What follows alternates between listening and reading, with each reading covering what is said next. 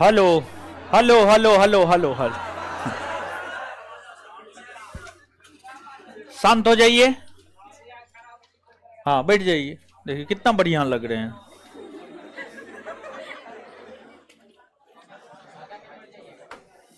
क्या हाल है दीदी जी लोग?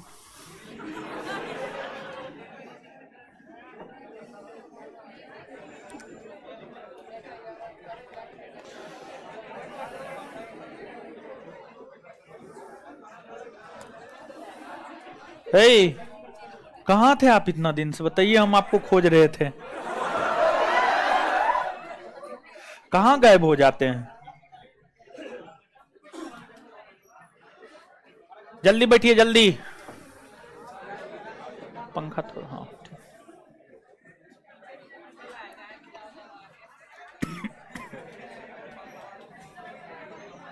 तीसरा बैच है ना? है शांत होइए, है शांत होइए। चलिए आवाज ठीक है। जल्दी बैठिए जल्दी। हाँ ठीक है। चलिए, कहाँ थे आप? तरीका, आइए आइए आइए आइए जल्दी आइए न। देखिए तीसरा पे बैठना है, चौथा पे किस पे बैठना है? आपको जिस पे बैठना आप उस पे बैठ जाइए। बैठने दीजिए हो। एक तो बेचारी एक पौवा की है ये, बताइए। चलिए, हड़प्पा सभ्यता खत्म कर दिए थे। क्वेश्चन आप लोग देखे थे? देखे थे? बना था 70 के आसपास, बन गया होगा ना? कुछ 10 को छूटा होगा, उसको याद नहीं कर लिए? कर लिए ना? क्वेश्चन पूछे दो चार को हड़प्पा सब। घटना चक्र है किसी के पास? इतिहास का घटना चक्र, हाँ इतिहास का, हाँ है ये 2021 वाला है। नया नया नया, हाँ नया। चलिए, कहां थे आप बताइए? खड़ा रहिए, आज आपका सजा है लेट से आने का। हाँ तो खड़ा रहिए। अब आप पूरा क्लास आपको खड़ा रखेंगे आज हम। बैठाइए हूँ। है चलिए, शांत रहिए। उस रोज भी क्वेश्चन तो पूछे थे ना? अभी जो है 2 4 5 10 को क्वेश्चन सिंगल सिंगल पूछ रहे हैं। रिक्वेस्ट है हाथ जोड़ करके, पैर पकड़ करके, हम आपका पैर भी पकड़ ले रहे हैं, ठीक है? जिससे पूछ रहे हैं वही जवाब दीजिएगा। रिक्वेस्ट है 2 4 5 क्वेश्चन जो है हमको पूछने दीजिए, सिंगल सिंगल, लड़का लड़की हम किसी को भी उठा करके पूछ सकते हैं, ठीक है?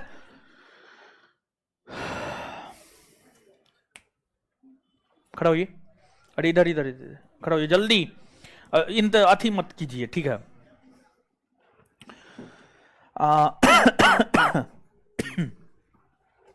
अगर आप पढ़े हैं, किस स्थान पर सिंधु घाटी सभ्यता से संबंधित विख्यात वृषभ मुद्रा प्राप्त हुई है? वृषभ मुद्रा यानी बैल की आकृति वाला मुद्रा प्राप्त हुई है। कहां से हो? मोहनजोदड़ो। ये चीज हम बताए नहीं थे, ठीक है? इसका मतलब है आप नहीं पढ़े हैं। हाँ या ना पढ़े हैं या नहीं पढ़े? अरे ई काहे न पढ़े हैं? ये बोले थे बनाने के लिए। भा महाराजा जी वाले आप लोग का, कौन दुनिया में रहते हैं आप? समझ गए?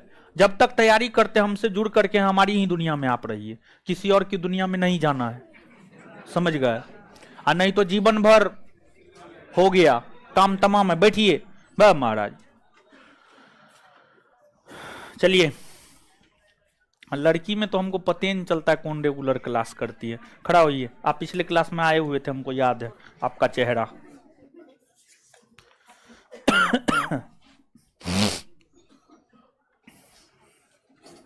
चलिए, युगल समाधान कहां से मिला? बैठ जाइए, बहुत बढ़िया। चलिए इधर खड़ा हो जाइए, टोपी। 3 नगरों के अवशेष, त्रिस्तरीय नगर का प्रमाण कहां से? है क्या है? भट्ट टोला बिरान होगा। भाई महाराज क्या करते हैं भाई? बैठिए। अरे ठंडा है, क्या मारेंगे? है खड़ा होइए, खड़ा होइए। हाँ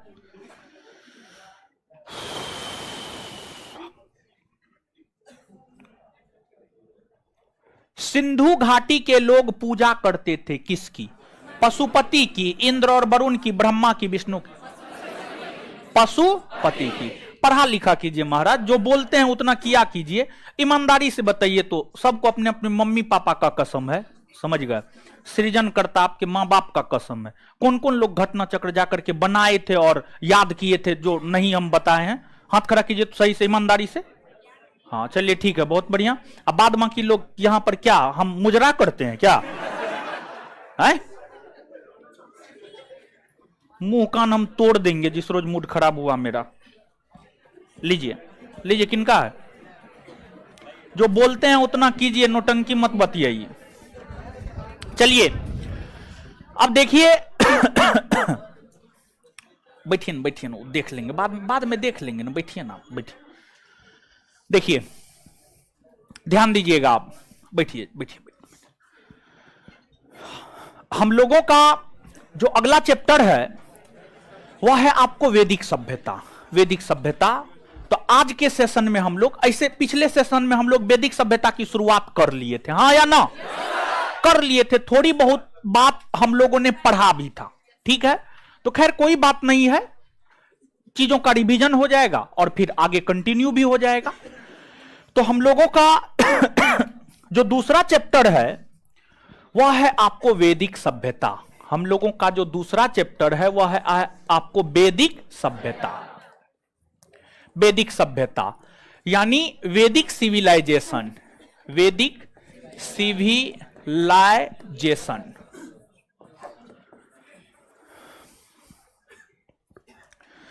सामान्यतया यह माना जाता है कि आर्यों ने, यानी आर्य वर्ग के लोगों ने हड़प्पाई नगरों को ध्वस्त किया।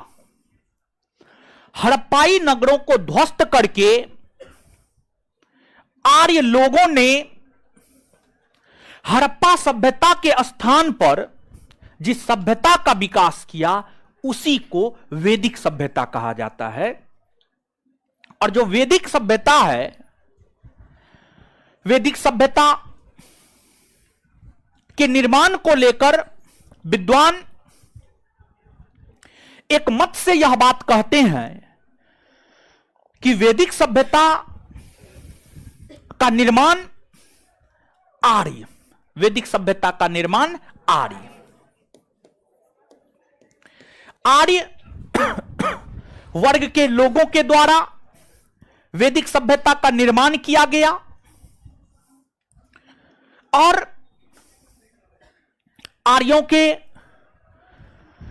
निवास स्थान को लेकर कि आर्य जो थे मूलतः रहने वाले कहां के थे, इसको लेकर विद्वानों के बीच मतभेद है। मैक्स मुलर कहते हैं मध्य एशिया के थे, पेनका कहते हैं जर्मनी के थे, गाइल्स कहते हैं हंगरी के थे, तिलक साहब कहते हैं आर्कटिक क्षेत्र के थे, स्वामी दयानंद सरस्वती कहते हैं तिब्बत के थे।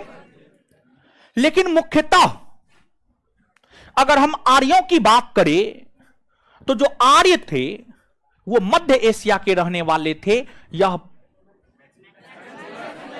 यह बात मैक्स मुलर ने कही है और मैक्स मुलर के इस विचार से अधिकतर इतिहासकार सहमत हैं। अर्थात जो आर्य है, आर्यों का मूल निवास स्थान मध्य एशिया को ही माना जाता है। आर्यों का मूल निवास स्थान जो है मध्य एशिया को ही माना जाता है। आगे आइए ना, आगे आइए, आगे आइए, आगे आइए। उस पर बैठिए, 5 गो है, बैठिए उस पर, उसी पर बैठिए ना। आप लोग आपस में एक दूसरे को बैठाते भी नहीं है हो, ठीक है? सिर्फ फोटो खिंचाने के वक्त जो है 4 गो होकर के मुंह ऐसे करके बना के खिंचाएगी, समझ गए? चलिए भाई, आर्य जो है आपको मध्य एशिया के रहने वाले थे। मैक्स मुलर ने जो यह बात कही है, इस बात से सभी लोग सहमत हैं, सभी लोग सहमत हैं। और ध्यान रहे कि आर्यों ने जिस वैदिक सभ्यता का प्रसार किया, उस वैदिक सभ्यता का प्रसार मुख्य तौर पर भारत के उत्तरी पश्चिमी भाग में ही देखने को मिलता है। भारत के उत्तरी पश्चिमी भाग, जिस प्रकार से आप याद कीजिए हड़प्पा सभ्यता। हड़प्पा सभ्यता का विस्तार कहां, हड़प्पा सभ्यता का विस्तार कहां देखने को मिलता है?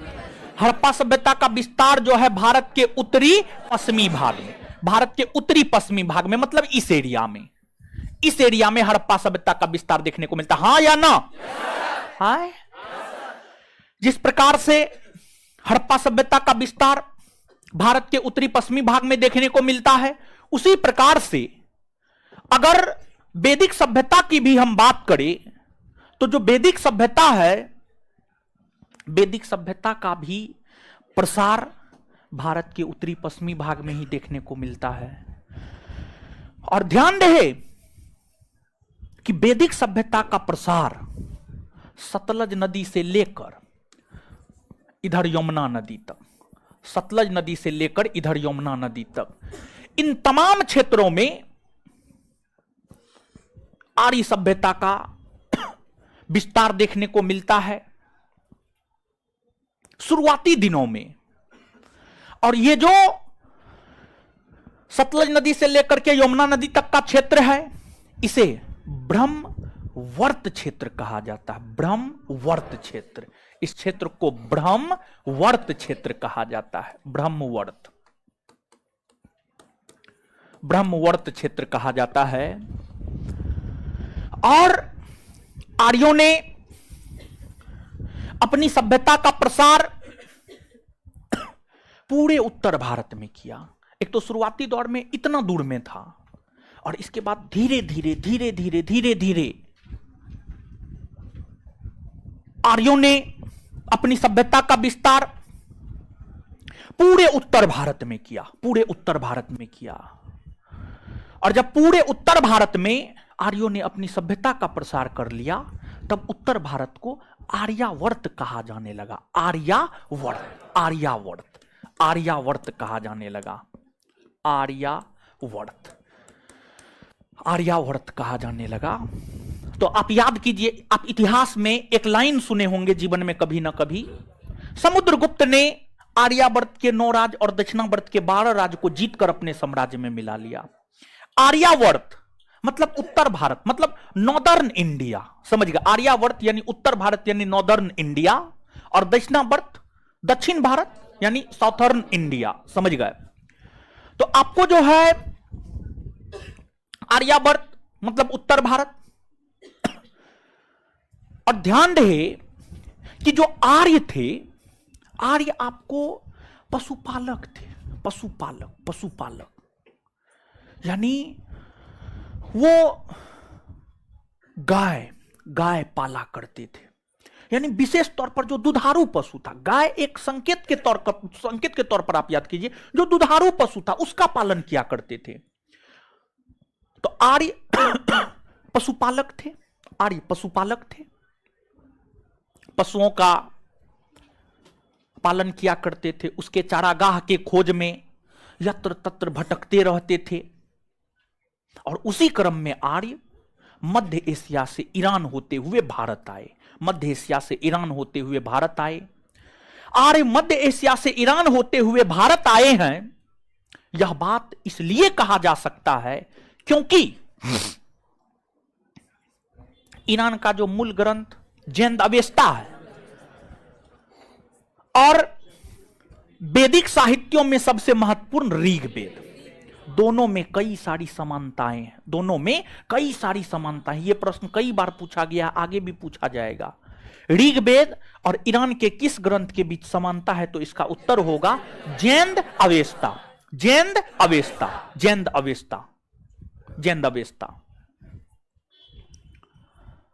तो इस बात को आप याद रखिएगा। ऋग्वेद और जैन अवेस्ता की कई बातों में समानता है। और आपको जो आर्य शब्द है, आर्य शब्द का प्रयोग सर्वप्रथम मैक्स मूलर ने किया था, प्रोफेसर मैक्स मूलर ने 1853 ईस्वी में किया था। और जो आर्य है, आर्य शब्द का अर्थ होता है श्रेष्ठ, कुलीन, श्रेष्ठ या कुलीन या उच्च अभिजात वर्ग के लोग, उच्च अभिजात वर्ग के लोग आर्य का मतलब होता है। और ध्यान रहे कि आर्य पशुपालक थे, पशुओं का पालन पोषण किया करते थे। तो पशु शहर में तो पाला नहीं जा सकता है, पशु तो गांव में पाला जाएगा। तो इसलिए आर्यों द्वारा जो विकसित सभ्यता है वह ग्रामीण सभ्यता मानी जाती है। आर्यों द्वारा जो विकसित सभ्यता है वह कैसी सभ्यता मानी जाती है? ग्रामीण सभ्यता, ग्रामीण सभ्यता मानी जाती है। और यहां पर एक बात हम आपको बता दें कि आर्यों के विषय में जानकारी देने वाला जो सबसे महत्वपूर्ण स्रोत है वह आपको ऋग्वेद है। आर्यों के विषय में जानकारी देने वाला जो सबसे महत्वपूर्ण स्रोत है वह आपको ऋग्वेद है। और जब आप ऋग्वेद को पढ़ते हैं तो जो ऋग्वेद है, ऋग्वेद यह कहता है कि आर्यों का मूल निवास स्थान सप्त सैंधव क्षेत्र था, सप्त सैंधव क्षेत्र। तो ऋग्वेद के अनुसार आर्यों का मूल निवास स्थान जो है सप्त सैंधव क्षेत्र। सप्त सैंधव क्षेत्र का मतलब क्या होता है? सप्त सैंधव क्षेत्र का मतलब होता है 7 नदियों का क्षेत्र, 7 नदियों का क्षेत्र, 7 नदियों का क्षेत्र, 7 नदियों का क्षेत्र। देखिए ध्यान दीजिएगा, जब आप भारत के मानचित्र पर आएंगे तो आपको भारत के सबसे उत्तर में जो लद्दाख है, लद्दाख से होकर एगो सिंधु नदी गुजरती है। कौन? सिंधु, सिंधु नदी गुजरती है। सिंधु की सहायक नदी चेनाब है, झेलम है, राबी है, ब्यास है, सतलज है। और एगो और नदी है सरस्वती, सरस्वती। देखिए सिंधु, चेनाब, झेलम, राबी, ब्यास, सतलज और सरस्वती, टोटल 7 नदी हो गया। तो सिंधु और उसके आसपास की जो उसकी सहायक नदी है, 7 नदी है जिसका नाम हमने आपको लिया है, उसी को सप्त सैंधव क्षेत्र कहा जाता है, उसी को सप्त सैंधव क्षेत्र कहा जाता है। और जो सप्त सैंधव क्षेत्र है यह आर्यों का मूल निवास स्थान माना जाता है ऋग्वेद के अनुसार, ऋग्वेद के अनुसार। और ऋग्वेद की हम बात करें, ऋग्वेद में अलग अलग स्रोत अलग अलग बात बताता है। जैसे एक स्रोत है, आपको कोई मूर्ति पब्लिकेशन का एक बुक है, समझिए मूर्ति पब्लिकेशन इलाहाबाद का पब्लिकेशन है, उसका एक बुक है, मूर्ति पूरा नहीं है, कुछ और नाम है। वो लिखता है कि ऋग्वेद में 41 नदी का उल्लेख है, कुछ स्रोत लिखता है 31 नदी का उल्लेख है। लेकिन ध्यान रहे कि नोट में जो आपको हम दिए हैं वो एकदम सही है। ऋग्वेद में टोटल 25 नदी का उल्लेख है। ऋग्वेद में जो है टोटल 25 नदी का उल्लेख है, नोट में लिखा हुआ है, आपको नहीं देखना है। अरे लेक्चर सुनिए ना महाराज, बस अजीब हाल, ध्यान दीजिएगा। ऋग्वेद में टोटल 25 नदी का उल्लेख है। और ऋग्वेद में जो टोटल 25 नदी का उल्लेख है, 25 नदी का उल्लेख है, उसमें सबसे अधिक बार जिस नदी का उल्लेख है वह आपको सिंधु नदी है। सबसे अधिक बार, सबसे अधिक बार, सबसे अधिक बार ऋग्वेद में सबसे अधिक बार जो वर्णित नदी है वह है आपको सिंधु नदी, वह है आपको सिंधु नदी। 3, 4, 5 किताब हम इतिहास का पढ़े हैं, बहुत ज्यादा किताब नहीं पढ़े हैं, लेकिन कोई भी बुक जो है ये नहीं लिखा है कि सिंधु नदी का उल्लेख कितना बार है, हम नहीं जानते हैं। यही सत्य है, हम जो 4-5 बुक पढ़ के हम आपको पढ़ाते हैं, किसी भी बुक में ये बात नहीं है। अगर आपको कहीं मिलेगा तो आप हमको बता दीजिएगा, ताकि आपके जरिए हम और भी छात्रों को बताएं ये बात, लेकिन हमको मालूम नहीं है। लेकिन ध्यान रखें आप कि सबसे ज्यादा बार सिंधु का उल्लेख है, ये बात लगभग हर बुक में है। वहीं भले वर्णन सबसे अधिक बार सिंधु का है, लेकिन ऋग्वेदिक आर्यों के लिए जो सबसे पवित्र नदी मानी जाती है वह सरस्वती मानी जाती है। सरस्वती ऋग्वेदिक आर्यों के लिए जो सबसे पवित्र नदी मानी जाती है वह आपको सरस्वती, सबसे पवित्र नदी मानी जाती है वह आपको सरस्वती। क्या सरस्वती नदी वर्तमान में अस्तित्व में है या नहीं है? सरस्वती नदी वर्तमान में अस्तित्व में नहीं है। सरस्वती नदी वर्तमान में अस्तित्व में नहीं है, लेकिन हरियाणा की राज्य सरकार और भारत सरकार दोनों मिल करके सरस्वती नदी को खोजने को लेकर प्रयास कर रही है। सरस्वती नदी को खोजने को लेकर प्रयास कर रही है। अब देखिए मिलता है या नहीं मिलता है। अभी तक तो नहीं मिला है, लेकिन ऋग्वेदिक आर्यों के लिए सबसे पवित्र नदी सरस्वती, और सरस्वती नदी के लिए ऋग्वेद में देवितमा, मातेतमा, नदीतमा शब्द का प्रयोग किया गया है। सरस्वती नदी के लिए जो है ऋग्वेद में देवितमा, मातेतमा, नदीतमा। देवितमा मतलब देवियों में माता, देवियों में माता। मातेतमा मतलब माताओं में माता। नदीतमा मतलब नदियों में माता, नदियों में माता। तो इस शब्द का प्रयोग ऋग्वेद में सरस्वती के लिए किया गया है। वहीं हमने आपको यह बात बताया है, अभी तुरंत हमने आपको यह बात बताया है कि आर्यों ने जो मुख्य तौर पर शुरुआती दिनों में अपने सभ्यता का विस्तार किया है वह सतलज से लेकर यमुना, सतलज से लेकर यमुना नदी तक। जब सतलज से लेकर यमुना नदी तक आर्य पहुंच गए हैं तो यमुना किसकी सहायक नदी? गंगा। तो गंगा तक तो आर्य पहुंच ही गए होंगे, हाँ या ना? हाँ ना? हाँ। तो जो ऋग्वेद है, ऋग्वेद में गंगा नदी की भी चर्चा है। ऋग्वेद में गंगा की चर्चा एक बार है। ऋग्वेद में जो गंगा नदी की चर्चा है वह आपको एक बार है, एक बार है। वही जो यमुना नदी है, यमुना नदी की चर्चा 3 बार है। यमुना नदी की चर्चा 3 बार है। और एक बात बताइए आप हमको, तो मानचित्र कहां गया? जब आपको ऋग्वेदिक आर्य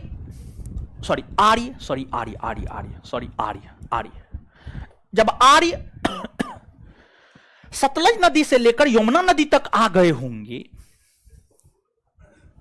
तो क्या वे हिमालय पर्वत से परिचित नहीं हुए होंगे?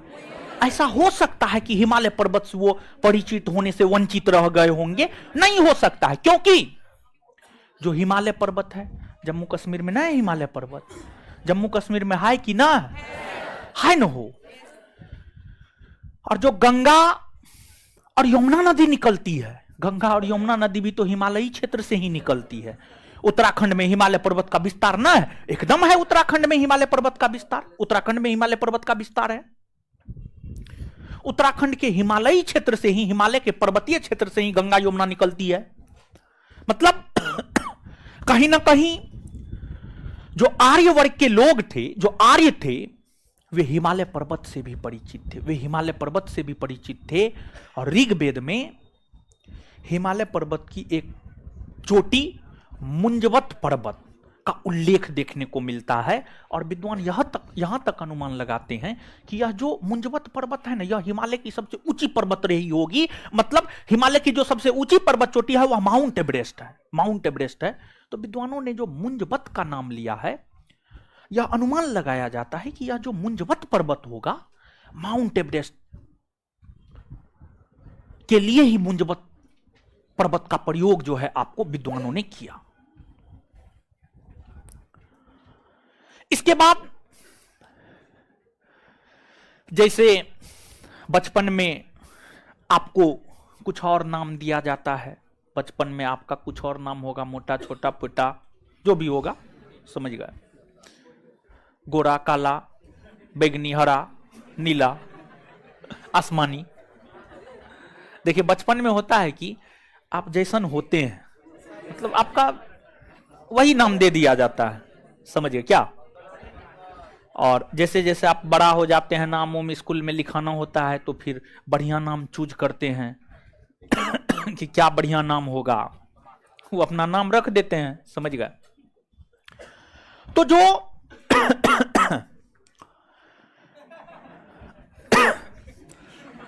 काहे हंस काहे रहे हैं आप लोग?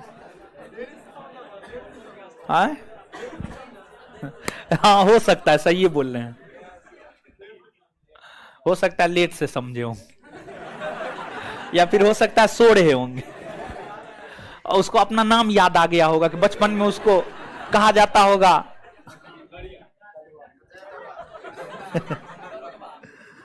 कमेंट करना गलत बात है किसी पे भी। देखिए काहे कि कमेंट एक ऐसा चीज है, किसी को भी अच्छा नहीं लगता है, ठीक है। जैसे हम मोटा होते जा रहे हैं, समझ गए, तो हमको कोई मोटका कहेगा तो हमको बढ़िया थोड़े लगेगा, नहीं लगेगा, समझ गए। तो कंट्रोल क्या करेंगे महाराज, खाने पीने का थोड़े ठिकाना है, कभी खाते हैं कभी नहीं खाते हैं, खाने पीने के लिए मिलवे नहीं करता है, अब पेट संभालेंगे।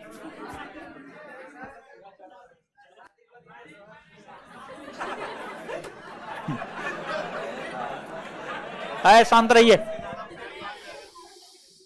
शांत रहिए।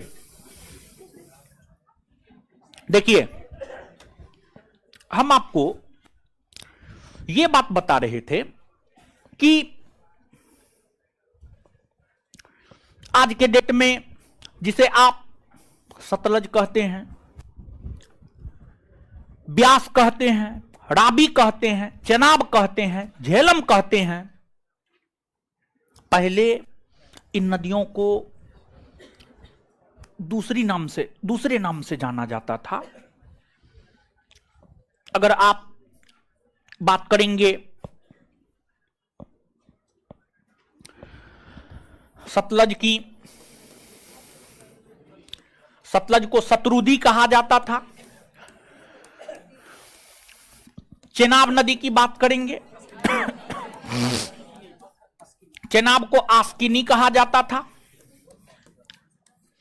झेलम की बात करेंगे, झेलम को वितास्ता कहा जाता था। आप रावी की बात करेंगे तो रावी को परुष्णी कहा जाता था। ब्यास की बात करेंगे, ब्यास को बिपाशा कहा जाता था, बिपाशा। सिंधु की बात करेंगे, इंडस। तो कुल मिलाकर के जो आज की सिंधु, सतलज, ब्रह्मपुत्र, झेलम, चिनाब, रावी ये नदियां हैं, इन्हें प्राचीन काल में अलग अलग नामों से जाना जाता था। प्राचीन काल में इन नदियों को अलग अलग नाम से जाना जाता था। तो अभी तक हम आपको इस बात से अवगत करवाने का प्रयास कर रहे थे कि जो हड़प्पा जो आर्य सभ्यता है, जो वैदिक सभ्यता है, सॉरी, जो वैदिक सभ्यता है, वैदिक सभ्यता के लोग आखिरकार किस क्षेत्र में रहते थे? वैदिक सभ्यता के लोग आखिरकार किस क्षेत्र में रहते थे? किस क्षेत्र में रहते थे? उसी संदर्भ में नदियों सब की चर्चा हमने आपके साथ कर ली है। अब यहां पर आप समझिएगा कि जो वैदिक सभ्यता है, जो आपको वैदिक सभ्यता है, वैदिक सभ्यता है, जैसे हड़प्पा सभ्यता, अगर आप क्वेश्चन बैंक देखे होंगे, घटना चक्र देखे होंगे, उसमें एक क्वेश्चन आपको मिला होगा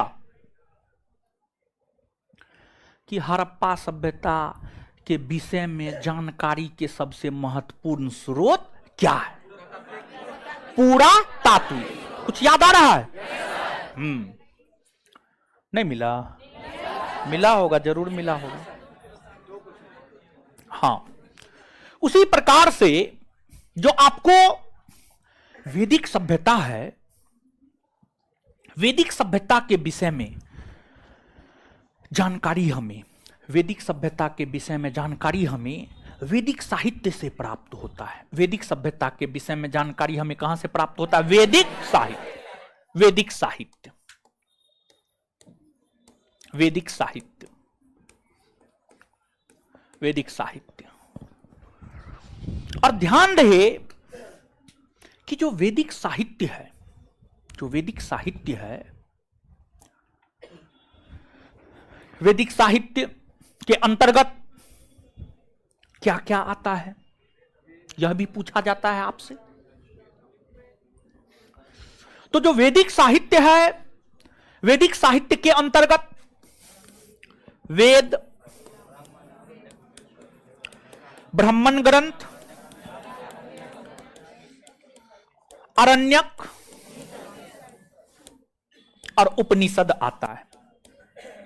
उपनिषद आता है।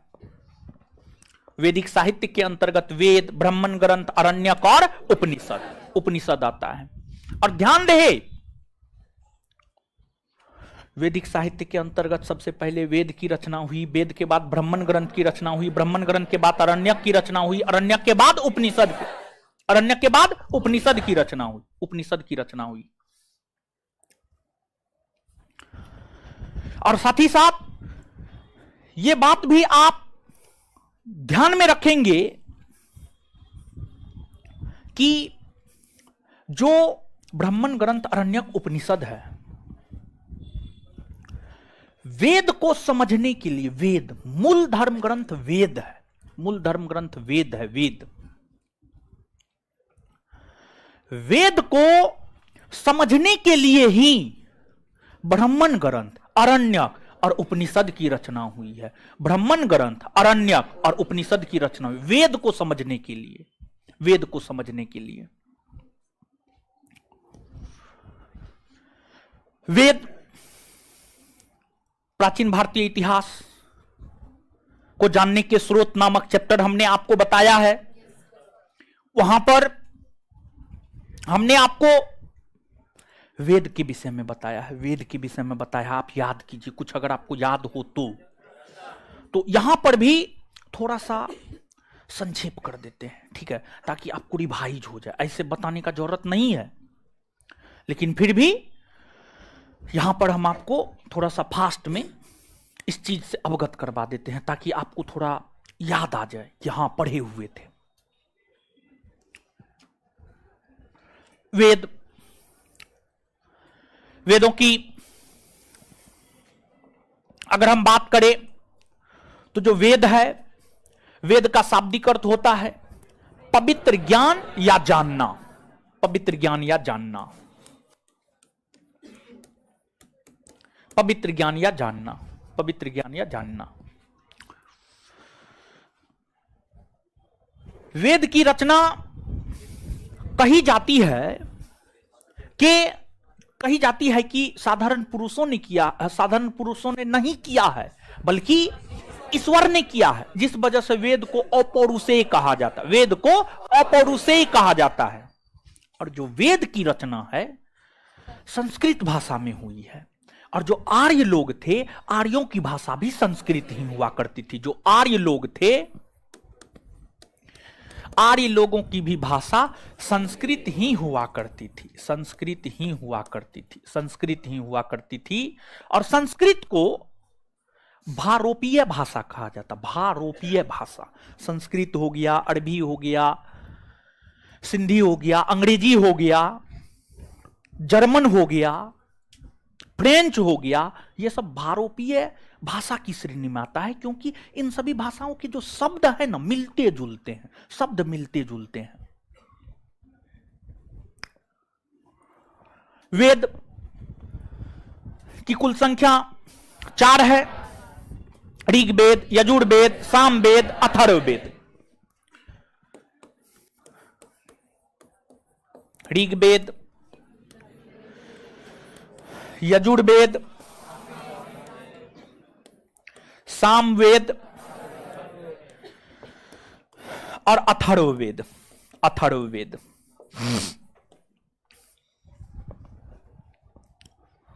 जो आप याद कीजिए, पिछले सेशन को, पिछले क्लास को आप याद कीजिए कि जो वैदिक सभ्यता है, वैदिक सभ्यता को हमने 2 भाग में बांटा था। अगर आपको स्मरण हो रहा हो, याद हो रहा हो तो एक तो सबसे पहली बात, जो वैदिक काल है 1500 ईस्वी पूर्व से, 1500 ईस्वी पूर्व से 600 ईस्वी पूर्व, 1500 ईस्वी पूर्व से 600 ईस्वी पूर्व।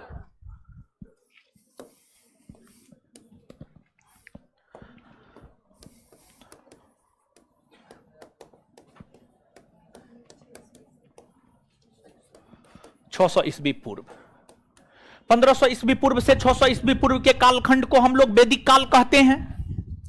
और जो वैदिक काल है, वैदिक काल को हम लोग 2 भाग में बांटकर पढ़ते हैं, ऋग्वैदिक काल और उत्तर वैदिक काल। ऋग्वैदिक काल और उत्तर वैदिक काल।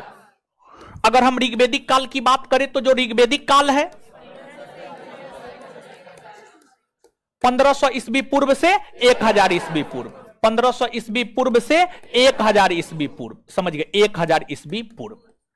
यह जो है आपको ऋग्वैदिक काल का समय है। और फिर इसके बाद जो उत्तर वैदिक काल है, जो उत्तर वैदिक काल है, उत्तर वैदिक काल का समय है 1000 ईस्वी पूर्व से 600 ईस्वी पूर्व, 1000 ईस्वी पूर्व से 600 ईस्वी पूर्व, 600 ईस्वी पूर्व।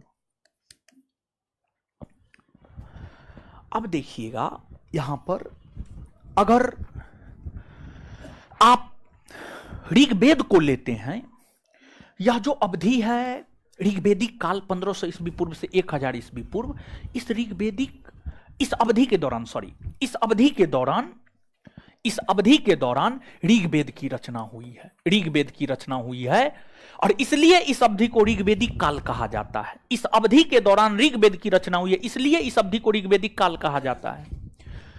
ऋग्वेद के अलावे जो यजुर्वेद, सामवेद, अथर्ववेद, ब्राह्मण ग्रंथ, आरण्यक, उपनिषद, ये सभी है, ये सभी की रचना 1000 ईस्वी पूर्व से 600 ईस्वी पूर्व के बीच हुआ है। तो यजुर्वेद, सामवेद, अथर्ववेद, अथर्ववेद, ब्राह्मण ग्रंथ, आरण्यक, उपनिषद, उपनिषद, ये सब की जो रचना हुई है, ये सब की रचना 1000 ईस्वी पूर्व से 600 ईस्वी पूर्व के बीच हुआ है। अब क्या हम यह बात कह सकते हैं कि जो 1500 ईस्वी पूर्व से 1000 ईस्वी पूर्व का कालखंड है, इसके विषय में हमें ऋग्वेद बताता है, और जो 1000 ईस्वी पूर्व से 600 ईस्वी पूर्व का कालखंड है, इसके विषय में हमें यजुर्वेद, सामवेद, अथर्ववेद, ब्राह्मण ग्रंथ, आरण्यक और उपनिषद बता। हाँ या ना? कह सकते हैं ये बात? इसमें कोई कंफ्यूजन नहीं ना है। अब मान लिया जाए कि आप हमारे समकालीन हैं, तो कोई आपसे हमारे विषय में पूछेगा तो आप जरूर बता दीजिएगा। लेकिन अगर मान लिया जाए कि आपका संतान होगा, आपका संतान होगा, मान लिया जाए कि लगभग 5 बरस 10 बरस के बाद, 10 बरस के बाद तो हम भी पढ़ाना छोड़ देंगे, समझ गए। 10 बरस के बाद मान लिया जाए कि अभी जो है, अभी तो नौकरी कर ही रहे हैं, जरूरी थोड़े है कि आज तैयारी करने लगे तो कल नौकरी मिल जाएगा, ऐसी कोई बात नहीं है, समझ गए। अगर ऐसी सोच है आपकी कि आज तैयारी कर रहे हैं कल नौकरी मिल जाएगा, तो भ्रम में। कम से कम दो पंचवर्षीय।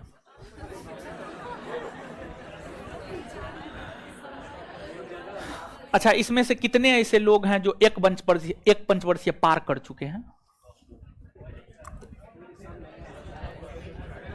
ना, नहीं होगा, नहीं होगा। लड़की लोग में कितना कितना दिन हुआ है? 4 साल। अच्छा, 2 साल ना, 5 साल, 1 महीना 2019 में। हाँ, तो 2019, 3, 22, 23, 4 साल तो ये गया है। क्या क्या कर रहे थे इतना दिन से आप लोग? कर क्या रहे थे? हाँ, बड़ी अजीब व गरीब स्थिति है हो। देखिए, हम आपको बता रहे हैं, ईमानदारी से पढ़िएगा ना, 2 साल में सफल हो जाइएगा। 2 साल, हाँ 2 साल। अगर 2 साल से किसी भी इंसान को ज्यादा लग रहा है, ठक रहा है, वो समझ गए, वो अपने आप को ठक रहा है, समझ गए। उसको लगता है कि हम टीचर को, अपने गार्जियन को, अपने माँ बाप को, अपने समाज को ठक रहे हैं, तो ये गलत है, समझ गए। आप अपने आप को ठक रहे हैं, समझ गए। 2 साल बहुत होता है। 2 साल अगर आप सीरियसली मेहनत कर दीजिए तो क्या बात करते हैं आप। हम आपको बता रहे हैं, हम अपने जीवन में अभी तक लगातार जो है, हमको लगता है 5 से 6 महीना पढ़े होंगे। 5 से 6 महीना में सब रिजल्ट दिए हैं, समझ गए। बिहार पुलिस से लेकर के बीपीएससी तक सब रिजल्ट दिए, टोटल रिजल्ट दिए हैं, समझ गए। बिहार पुलिस, बीपीएससी, बिहार दरोगा, समझ गए। ये 3 चीज में मेरा रिजल्ट हुआ है, समझ गए। मात्र 6 महीना पढ़े थे, 6 महीना पढ़ करके। हाँ, अगर मान लिया जाए कि साल भर पढ़ लेते तो बहुत कुछ कर सकते थे, समझे। तो बहुत होता है साल 2 साल। चलिए ठीक है, अब आइए, छोड़िए। तो हम आपको ये बात बताना चाह रहे थे, ठीक है, एग्जाम्पल देना भी दिक्कतें है, तो मतलब इसमें जो है बहुत सारा चीज आ जाता है, समझे। तो सब एग्जाम्पल पर जरूरी ना है समझना। आप हमारे समकालीन हैं, आप हमसे पढ़ रहे हैं, आप हमको जानते हैं, तो आप हमारे विषय में बता दीजिएगा, फलना फलना है, चिलना है, ढकना है, फेंकना है, जो भी है, समझ गए। तो अगर मान लिया जाए कि आपके संतान से कोई हमारे विषय में पूछेगा तो थोड़े वो बता पाएगा, उसको थोड़े पता होगा, नहीं पता होगा, क्योंकि वो हमारे समकालीन है ही नहीं। तो जिस समय जिसकी रचना हुई है, स्वाभाविक सी बात है, उस समय के विषय में जानकारी वो साहित्य देगा। अब इसके बाद जो आपको ऋग्वेद है, और ऋग्वेद के अलावा जो अन्य यजुर्वेद, सामवेद, अथर्ववेद है, इसमें अगर हम ऋग्वेद की बात करें तो जो ऋग्वेद है, ऋग्वेद की रचना सप्तसेंधव क्षेत्र में हुआ है। सप्तसेंधव क्षेत्र का मतलब अभी तुरंत हम आपको बताएं, ऋग्वेद की रचना सप्तसेंधव क्षेत्र में हुई है, और जो यजुर्वेद, सामवेद, अथर्ववेद, ब्राह्मण ग्रंथ, आरण्यक, उपनिषद, ये सब की रचना गंगा यमुना दोआब क्षेत्र में। गंगा यमुना दोआब क्षेत्र में। गंगा यमुना दोआब कहां मिलता है? एक तो दोआब आप सभी लोग जानते होंगे, 2 नदियों के बीच के क्षेत्र, 2 नदियों के बीच के क्षेत्र को दोआब क्षेत्र कहा जाता है। गंगा यमुना दोआब उत्तर प्रदेश में, कहां? उत्तर प्रदेश में, उत्तर प्रदेश गंगा यमुना दोआब क्षेत्र है। तो यजुर्वेद, सामवेद, अथर्ववेद, इन सभी की रचना गंगा यमुना दोआब क्षेत्र में हुआ है। तो एक चीज यहां से यह भी स्पष्ट होता है, ऋग्वेद की रचना जो है सप्तसेंधव क्षेत्र में हुआ है, तो स्वाभाविक सी बात है जो ऋग्वेद है वह सप्तसेंधव क्षेत्र के विषय में जानकारी देगा, और जो यजुर्वेद, सामवेद, अथर्ववेद है उसकी रचना गंगा यमुना दोआब क्षेत्र में हुआ है। मतलब यजुर्वेद, सामवेद, अथर्ववेद हमें गंगा यमुना दोआब क्षेत्र के विषय में जानकारी देगा, हाँ या ना? इतना तक बात समझ में आ रहा है? चलिए, अब इसके बाद आप ध्यान से सुनिएगा। ऋग्वेद सबसे प्राचीन वेद है, ऋग्वेद सबसे प्राचीन वेद है। ऋग्वेद में टोटल 10 मंडल, 1028 सूक्त और लगभग 11,000 ऋचाएं हैं, लगभग 11,000 ऋचाएं हैं।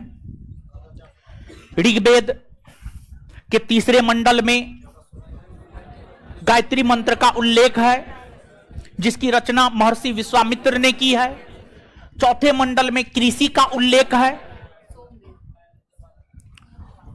फिर आपको सातवें मंडल में भगवान विष्णु का उल्लेख है। नौवें मंडल में सोम देवता या वनस्पति के देवता का उल्लेख है। 10वें मंडल में ब्रह्मा का उल्लेख है, ब्रह्मा का उल्लेख है। और जो ऋग्वेद है,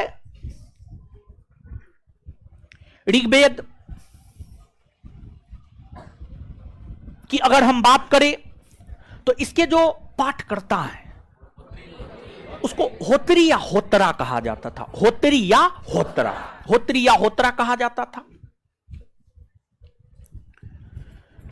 ऋग्वेद के ऊपर जिस ब्राह्मण ग्रंथ की रचना हुई है, ऐतरेय और कौशिक की, ऐतरेय और कौशिक की, ऐतरेय और कौशिक की।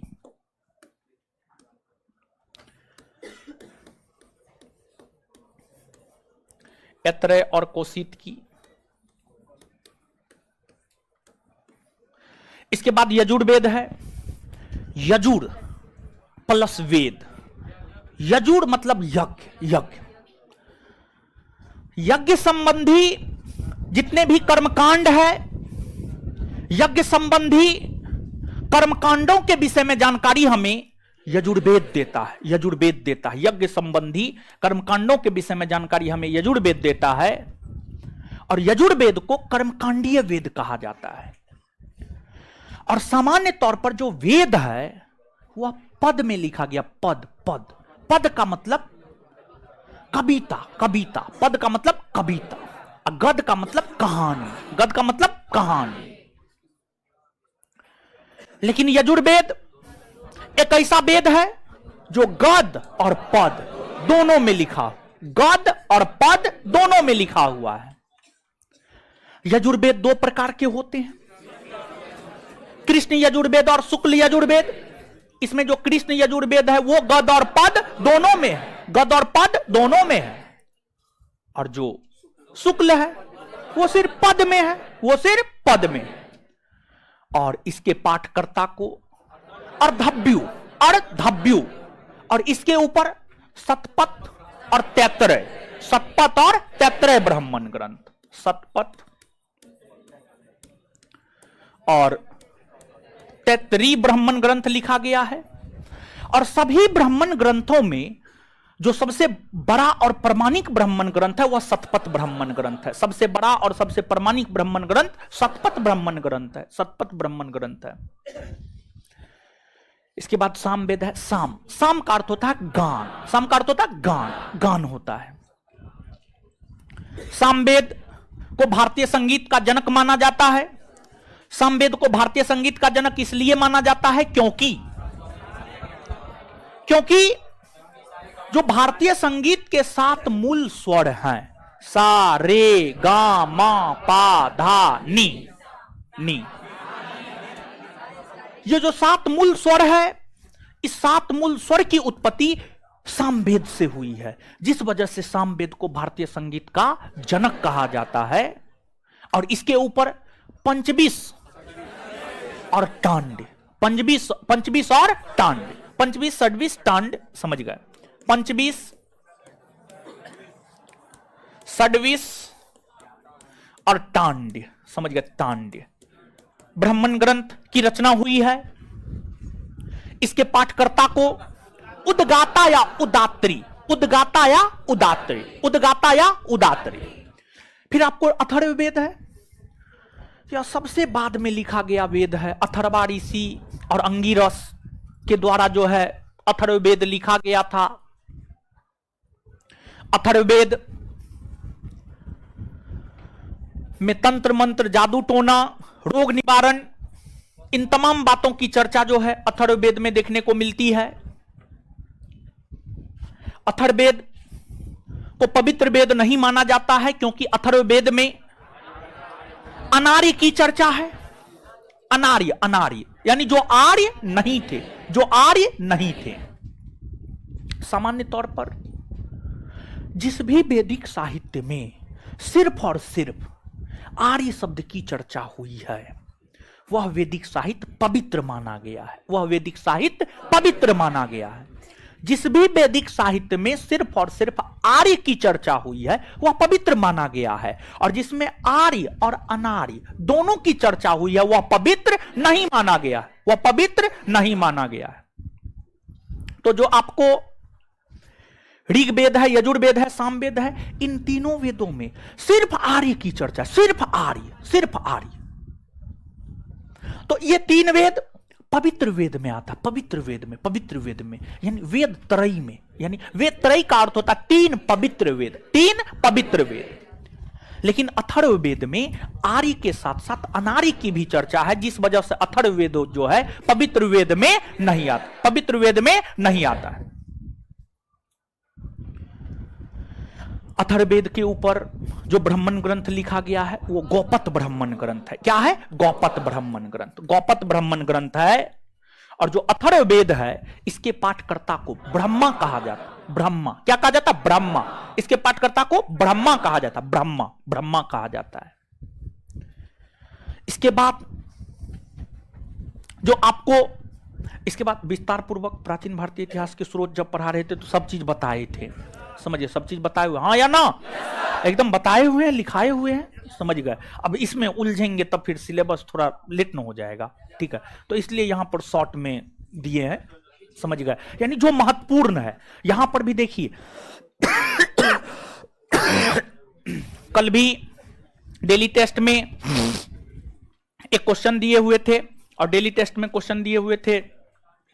क्वेश्चन ये था, निम्नलिखित में से कौन सा ब्राह्मण ग्रंथ ऋग्वेद पर लिखा गया है, ऋग्वेद पर लिखा गया है, ये क्वेश्चन दिए थे। तो ये वाला पोर्शन जो है ना महत्वपूर्ण था, इसी वजह से इसको हम आपको फिर से बता दिए हैं। और दूसरी बात यह है कि जब हम अपने स्टूडेंट लाइफ में थे तो हम इसको भूल जाते थे, समझ गए, और इसको भूल जाते थे, यहां से कंपटीशन क्वेश्चन पूछता था। इस वजह से भी हम दूसरी बार इस बात को बताए हैं और लिख करके बताए हैं ताकि आप इन चीजों को याद रख सके, समझ गए। अब इसके बाद अरण्य, अरण्य, अरण्य का अर्थ होता है जंगल, अरण्य का अर्थ होता है जंगल, जंगल। उस समय तो अधिकतर जंगल न था, उस समय थोड़े इतना बड़का बड़का महल पीटा हुआ था, नहीं था, ऐसी कोई बात नहीं थी। और जो ऋषि मुनि होते थे, जो तपस्वी होते थे राहुल गांधी जैसे, वो जंगल में रहते थे। तो वेद को जंगलों में समझने के लिए, वेद को जंगलों में समझने के लिए जिस साहित्य की रचना हुई है उसी को अरण्यक साहित्य कहा जाता है, अरण्यक साहित्य कहा जाता है। और ध्यान रहे कि जो अरण्यक साहित्य है, अथर्ववेद के ऊपर अरण्यक साहित्य नहीं लिखा गया है, अथर्ववेद के ऊपर अरण्यक साहित्य नहीं लिखा गया है, नहीं लिखा गया है। वहीं जो ऋग्वेद, यजुर्वेद, सामवेद है, ऋग्वेद, यजुर्वेद, सामवेद के ऊपर अरण्यक साहित्य लिखा गया है, लेकिन अथर्ववेद के ऊपर अरण्यक साहित्य नहीं लिखे गए, नहीं लिखे गए। क्लियर है? इसके बाद आगे है उपनिषद। उपनिषद की अगर हम बात करें तो जो उपनिषद है यह दो शब्द उप प्लस निषद, उप प्लस निषद से मिलकर बना है, उप प्लस निषद। उप का अर्थ होता है निकट और निषद का अर्थ होता है ज्ञान प्राप्त करना, निषद का अर्थ होता है ज्ञान प्राप्त करना, यानी निकट बैठकर ज्ञान प्राप्त करना। और कोई भी मानव ज्ञान की प्राप्ति किससे करता है? गुरु से करता है, गुरु से करता है, टीचर से करता है, शिक्षक से करता है। तो उपनिषद का शाब्दिक अर्थ होता है गुरु के निकट बैठकर ज्ञान प्राप्त करना। और ध्यान दीजिएगा, जो उपनिषद पुस्तक है वह दर्शन पर आधारित है, दर्शन, फिलोसफी पर आधारित है, फिलोसफी पर।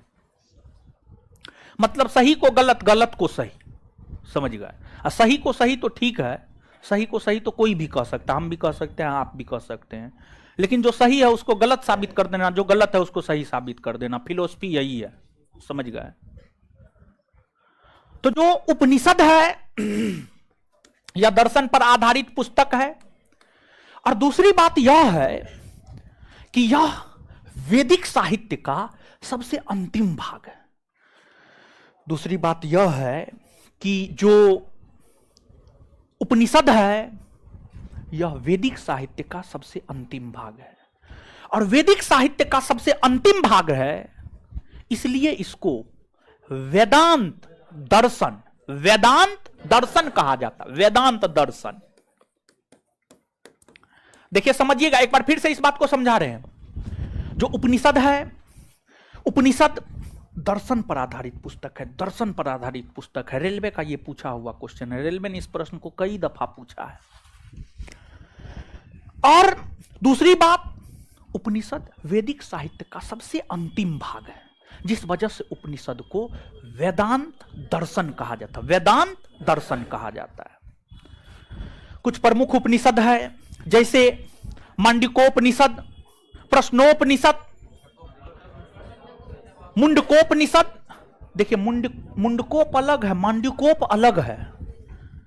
कठोपनिषद, प्रश्नोपनिषद, जवालोपनिषद, श्वेतास्वरोपनिषद, छांदोग्य उपनिषद, तैत्तरीय उपनिषद, ऐतरेय उपनिषद, ऐतरेयोपनिषद, ये तमाम उपनिषद है। और इन उपनिषदों में आपको जो ऐतरेयोपनिषद है, ऐतरेयोपनिषद ऋग्वेद के ऊपर है लिखा हुआ।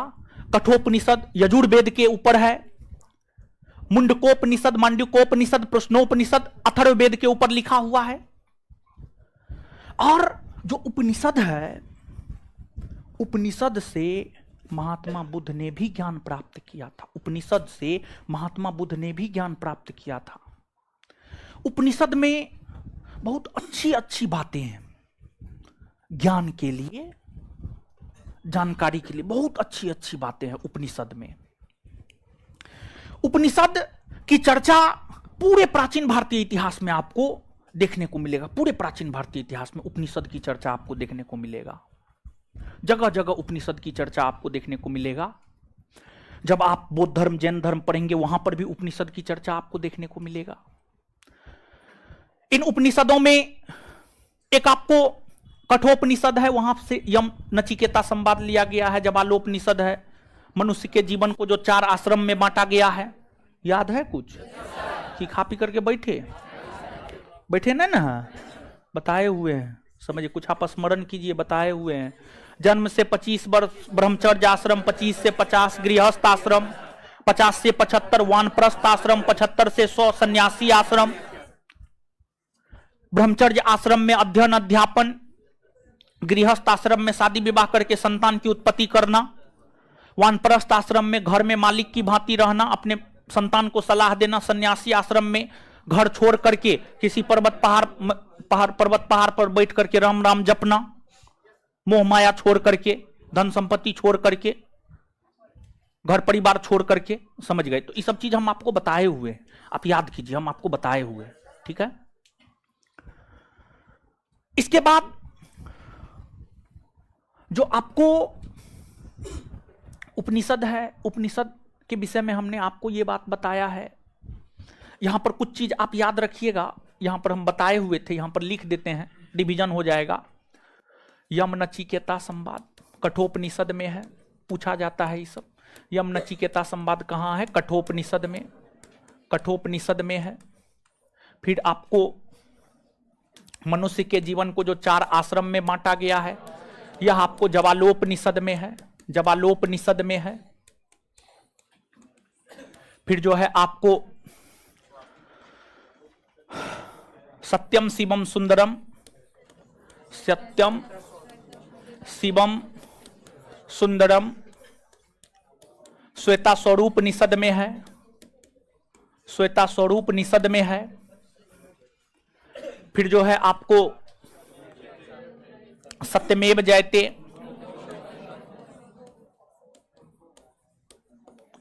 मुंडकोपनिषद में है, मुंडकोपनिषद में है, समझ गए? तो ये सब चीज आप याद रखिएगा। इसके बाद जो उपनिषद है या दर्शन पर आधारित है, दर्शन पर आधारित है। हमने आपको इससे पहले भी बताया।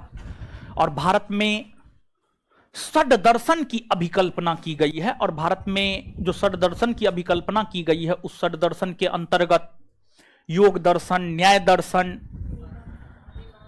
मीमांसा, चार्वाक दर्शन, वैशेषिक दर्शन, ये तमाम प्रकार के दर्शन है।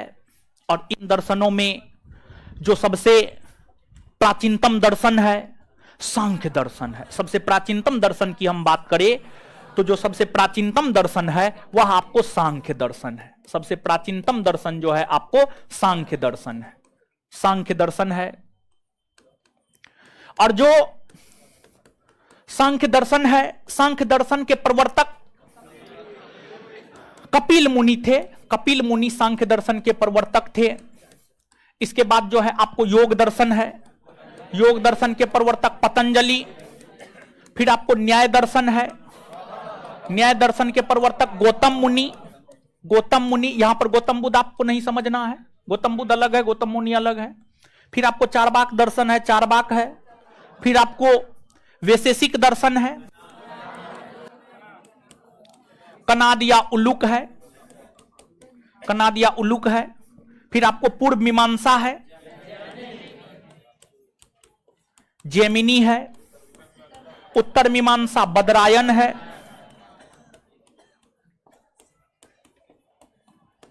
बदरायन है। और फिर चार्वाक का तो चार्वाक ही है। चार्वाक दर्शन के प्रवर्तक जो है आपको चार्वाक है। यहां पर मुख्य तौर पर ध्यान रखें आप कि इसमें आपको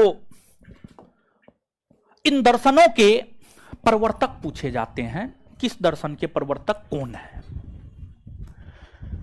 यह तो वैदिक साहित्य के विषय में संक्षेप में हमने आपको बताया है। इस वजह से संक्षेप में हमने आपको बताया है क्योंकि इसको पहले हमने आपको बता दिया था, इसलिए यहां पर हमने आपको संक्षेप में बताया है। और जो मूल बातें थी उन चीजों से हम आपको यहां पर अवगत करवाए हैं ताकि आपको स्मरण आ जाए। अब इसके बाद वैदिक साहित्य तो हमें वैदिक सभ्यता के विषय में जानकारी देता ही है, साथ ही साथ जो है आपको महाकाव्य, अगर हम महाकाव्य की बात करें तो जो महाकाव्य है वह भी हमें वैदिक सभ्यता के विषय में जानकारी प्रदान करता है। जो महाकाव्य है, महाकाव्य भी हमें वैदिक सभ्यता के विषय में जानकारी प्रदान करता है। और अगर हम महाकाव्य की बात करें, एकदम बतिया लीजिए, चलिए खड़ा हो जाइए, उधर खड़ा होइए जल्दी। जो बतिया रहे थे उधर लंबा बाल वाला, हाँ अरे लंबा, उधर पीछे मुड़ रहे हैं, आप ही खड़ा होइए। नहीं आपके पीछे, हाँ आप अपने बगल में। हाँ क्या बतिया रहे थे? हाँ पानी पी रहे थे कि बतिया रहे थे? झूठ बोलिएगा। बैठिए, एकदम स्वर्ग से परी उतर करके आई है, एकदम देखने के लिए धड़फड़ाते रहता है। सुनिए, आप जो है इनसे मिल लीजिएगा, ठीक है? आपको देखने के लिए धड़फड़ा रहा था ये। उनसे भी मिल लीजिएगा, देखिए उनसे भी, आप उनसे मिल लीजिएगा। अजीब हाल है आप लोग का हो। देखिए लड़की एगो होती है तो देखने के लिए अपोजिट लिंग है तो समझ में आता है। लड़कों में अट्रैक्शन होने लगा है। अजीब स्थिति। देखिए अब ध्यान दीजिएगा कि जो वैदिक सभ्यता है, वैदिक सभ्यता के विषय में जानकारी हमें महाकाव्य से भी मिलता, महाकाव्य से मिलता है। और भारत में महाकाव्य की संख्या 2 है। भारत में जो महाकाव्य की संख्या 2 है उसमें एक आपको महाभारत है और एक दूसरा आपको रामायण है। एक महाभारत है और दूसरा आपको रामायण है। तो महाभारत, जो महाभारत है, महाभारत विश्व का सबसे बड़ा महाकाव्य है। जो महाभारत है यह विश्व का सबसे बड़ा महाकाव्य है, सबसे बड़ा महाकाव्य है।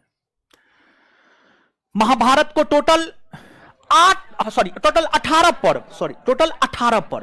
पर्व में बांटा गया है। टोटल 18 पर्व में बांटा गया है, यानी 18 भाग में बांटा गया है, 18 अध्याय में बांटा गया, 18 चैप्टर में बांटा गया है। इसका मतलब यह होता है। और जो महाभारत है इसमें क्या है, इसमें धन संपत्ति को लेकर भाइयों के बीच जो युद्ध हुआ है, कौरव और पांडवों के बीच जो युद्ध हुआ है, वही तो है। और क्या है इसमें? इसमें तो और कुछ नहीं है। इसमें तो यही है मूल तौर पर। अरे वही ना, अर्जुन, दुर्योधन, कृष्ण, उसी सब की ना चर्चा है इसमें। यानी पांडव कैसे जन्म लिया, कौरव कैसे जन्म लिया, किसकी कौन माता है, कौन पिता है, यही सब जानकारी मिलती है। तो कौरव और पांडव के बीच मुख्य तौर पर संपत्ति को लेकर जो झगड़ा हुआ है, उसी की चर्चा है इसमें। और इसमें यही दिखाया गया है कि अगर आप धर्म के साथ हैं तो जीत आपकी होगी, धर्म के साथ अगर आप हैं तो जीत आपकी होगी। यही चीज दिखाया गया है। मतलब महाभारत कहीं ना कहीं हमें सत्य मार्ग, सही मार्ग पर चलने को लेकर दिशा निर्देश देता है कि हमें सही मार्ग पर चलना चाहिए। जीवन में कितनी भी कठिनाई हो,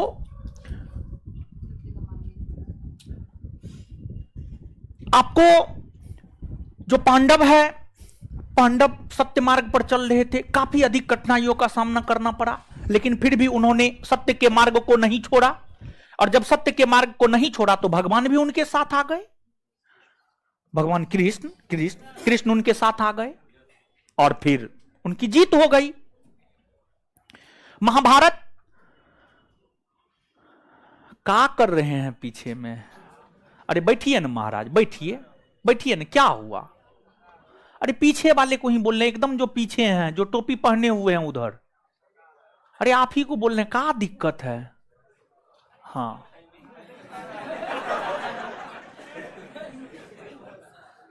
चलिए। महाभारत में शुरुआती दौर में 8,800 श्लोक था। जब इसमें 8,800 श्लोक था तो इसको जय संहिता कहा जाता था। जय संहिता कहा जाता था। बाद में जाकर इसमें श्लोकों की संख्या बढ़कर 24,000 हो गई। 24,000 हो गई। और जब इसमें श्लोकों की संख्या बढ़कर 24,000 हो गई तब इसे भारत कहा गया। और बाद में जाकर श्लोकों की संख्या 1 लाख से भी अधिक हो गई, तब इसे महाभारत कहा गया। तब इसे क्या कहा गया? महाभारत कहा गया। तो वर्तमान में 1 लाख से अधिक श्लोक है, वर्तमान में इसे महाभारत कहा जाता है।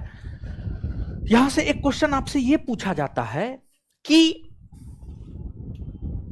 महाभारत का सबसे प्राचीन नाम क्या है? तो महाभारत का जो सबसे प्राचीन नाम है वह है आपको जय संहिता। महाभारत का सबसे प्राचीन नाम क्या है? जय संहिता है। इसके बाद दूसरा जो महाकाव्य है रामायण है।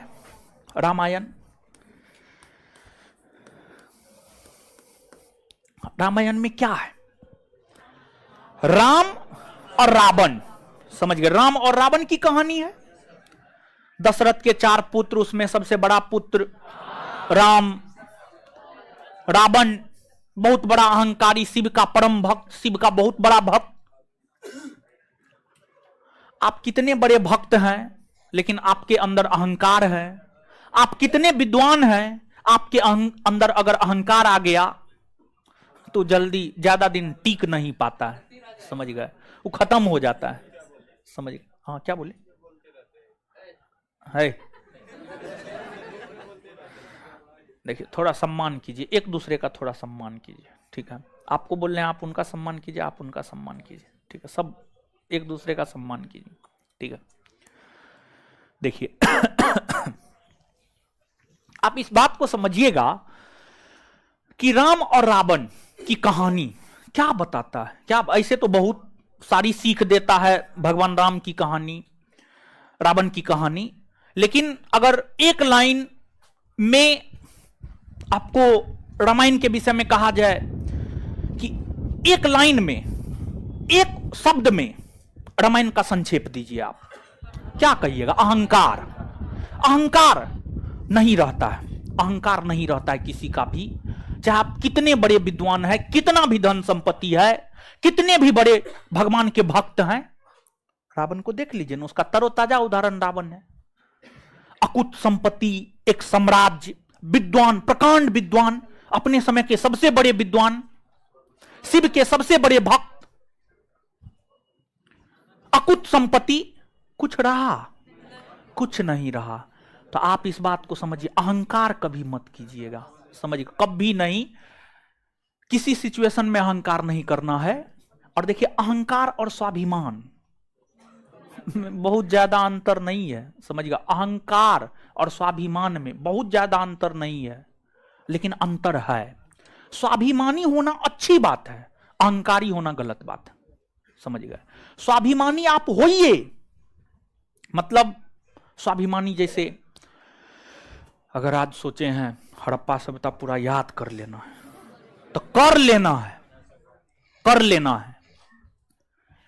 अब करने के बाद ई ने बगल में दोस्त को जाकर के एकदम छाती तान के, अरे हम तो हड़प्पा सभ्यता पूरा कर लिए, ऐसी बात नहीं, समझ गए। ये काम नहीं करना है, अपना कर लेना है, आराम से वैदिक सभ्यता में लग जाना है, जब वो हो जाए तो बौद्ध धर्म, जैन धर्म में लग जाना है, समझ गए।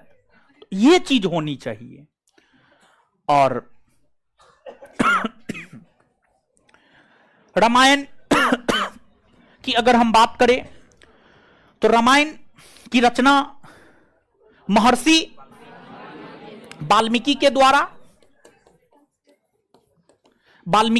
किया गया था। और ध्यान दीजिएगा, महाभारत की रचना महर्षि वेद व्यास ने किया था, वेद व्यास ने किया था, वेद व्यास ने किया था।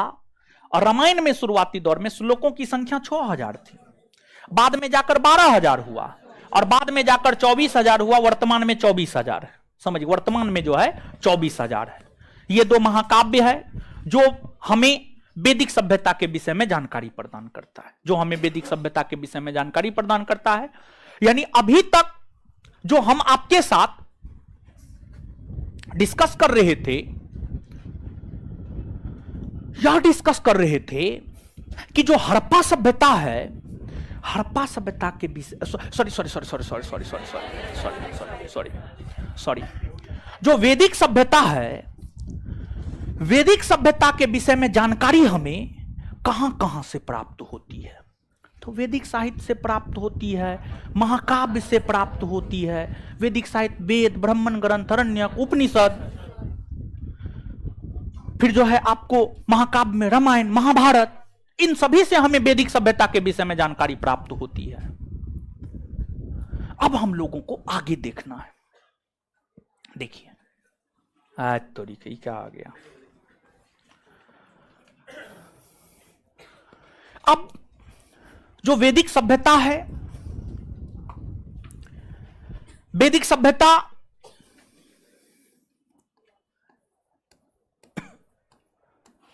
के अंतर्गत हमें लोगों के सामाजिक जीवन,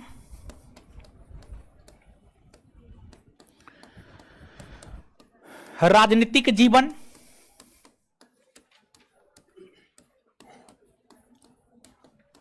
धार्मिक जीवन,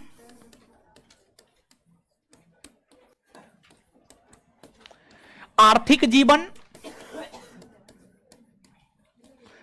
जीवन, इन सभी चीजों के विषय में हम लोगों को देखना है। सामाजिक, आर्थिक, राजनीतिक, धार्मिक, सांस्कृतिक, इन सभी चीजों के विषय में हम लोगों को देखना है। और आप याद कीजिए थोड़ा सा हड़प्पा सभ्यता को याद कीजिए। हड़प्पा सभ्यता के अंतर्गत भी हम लोगों ने हड़प्पा सभ्यता के सामाजिक, आर्थिक, राजनीतिक, धार्मिक जीवनों के विषय में हम लोगों ने जाना था। वहां पर हम आपको बताए थे सामाजिक जीवन में हमें क्या देखना होता है, सामाजिक जीवन में हमें क्या देखना होता है, आर्थिक जीवन में हमें क्या देखना होता है, धार्मिक जीवन में हमें क्या देखना होता है। देखिए, सामाजिक जीवन में मुख्य तौर पर हड़प्पा कालीन समाज में कौन कौन वर्ण के लोग रहते थे, समाज में महिलाओं की स्थिति क्या थी, समाज कैसा था, विवाह किस प्रकार से होते थे, किन प्रथाओं का प्रचलन था, किन प्रथाओं का प्रचलन नहीं था, इन्हीं सब चीजों के विषय में जानना होता है। फिर से हम आपको बता रहे हैं, हड़प्पा में भी ये बात हम आपको बताए थे। जब तक आप समझ नहीं जाइएगा तब तक हम बताते रहेंगे, समझ गए। जिस रोज आपके दिमाग में चल जाएगा, 2-3 बार 4 बार बोलेंगे तो अपने दिमाग में चल जाएगा कितनों भोत्तर है। तब पर भी नहीं जा रहा है तो आपका कोई उपाय नहीं है। ग्रुप डी ने निकलेगा महाराज। अगर ग्रुप डी आप निकाल रहे हैं मतलब आपका तैयारी हो गया, आप अन्य किसी भी परीक्षा को क्वालिफाई कर सकते, थोड़ा सा और मेहनत करके, थोड़ा सा और मेहनत करके, सिर्फ उतना पे नहीं, थोड़ा सा और मेहनत करके आप किसी भी अन्य परीक्षा को भी निकाल सकते हैं जिसमें जीएस, मैथ, रीजनिंग पूछा जाता है, समझ गए। बिहार पुलिस निकाल लिए तब तो आप ऑन मेरिट आईएएस बन जाइएगा। चलिए सुनिए, अब हल्ला नहीं। देखिए एक बार फिर से बोल रहे हैं। देखिए सामाजिक जीवन में जैसे, चलिए यहां पे रोकिए। जैसे एक बात बताइए कि अभी आप जहां रहते हैं वो तो लॉज है, समझ गए, लॉजे न है, लॉज है। लेकिन गांव, आप अपने गांव को याद कीजिए, मातृभूमि को याद कीजिए। वहां पर तो एक समाज है ना, वहां पे समाज है ना, समाज है। समाज में अलग अलग धर्म, अलग अलग जाति के लोग रहते होंगे। समाज में अलग अलग परंपरा प्रचलित होगा। समाज में हो सकता है महिलाओं का वर्चस्व होगा, हो सकता है पुरुषों का वर्चस्व होगा, कुछ भी हो सकता है। हाँ या ना? जब आपके गांव में किसी का निधन होता है, समाज के सभी लोग इकट्ठा होते हैं, एकदम होते हैं, सब बैठते हैं, विचार विमर्श करते हैं, कहां जलाया जाएगा, भोज होगा तो 11 गो पंडित को खिलाएंगे कि 3 दिन भोज करेंगे कि 1 दिन करेंगे, 2 दिन करेंगे, सिर्फ अपने समुदाय को लेकर भोज करेंगे कि पूरे गांव को लेकर भोज करेंगे कि पूरे पंचायत को लेकर भोज करेंगे। इस सब का निर्धारण होता है कि नहीं होता है? समाज में जो बड़े बुजुर्ग होते हैं वो बैठ करके ये सब काम करते हैं, हाँ या ना? अरे बकलोल, जब ये सब काम करते, यही तो सामाजिक व्यवस्था है। सामाजिक व्यवस्था में यही सब तो देखना होता है कि समाज में कौन है कौन नहीं है, समाज में किस प्रथा का प्रचलन है, किस प्रथा का प्रचलन नहीं है, विवाह होता है तो कैसे होता है, कब होता है, यही सब चीज तो सामाजिक व्यवस्था में आता है। अब तो समझ जाना चाहिए। अब समझ गए हैं ना? अब भी नहीं समझे तो भारी दिक्कत है। चलिए, तो जो और एक बात यहां पर और यहां पर तो सीधा हम लिख दिए हैं वैदिक सभ्यता, लेकिन ध्यान दीजिएगा वैदिक सभ्यता को 2 भागों में बांटे थे, याद है कि पचाए? अभी भी न बताए हैं, थोड़ा देर।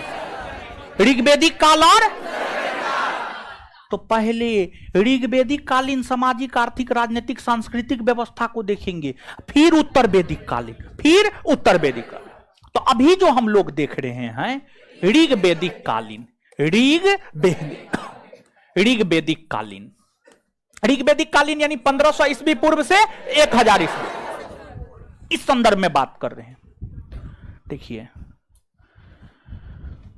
जो ऋग्वेदिक समाज था, यहां पर अब हम बार बार ऋग्वेदिक समाज शब्द का प्रयोग नहीं करेंगे, यहां पर आपको ऋग्वेदिक समाज ही समझना है। जब भी हम समाज शब्द का प्रयोग करेंगे तो आपको ऋग्वेदिक समाज समझना है। क्या समझना है? ऋग्वेदिक समाज।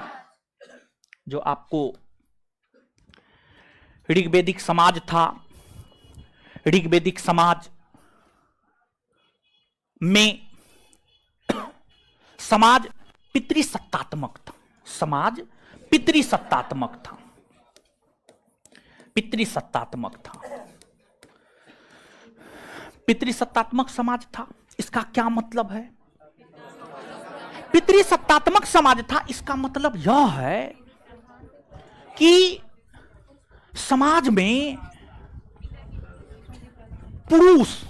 पुरुषों की प्रधानता हुआ करती थी। यानी जो डिसीजन होते थे, जो डिसीजन मेकर होते थे, जो डिसीजन लिया जाता था वह पुरुषों के द्वारा लिया जाता था। जो डिसीजन लिया जाता था वह पुरुषों के द्वारा लिया जाता था। पुरुषों का समाज में वर्चस्व था, पुरुषों का समाज में वर्चस्व था। जैसे यहां पर लड़का का वर्चस्व है कि लड़की का?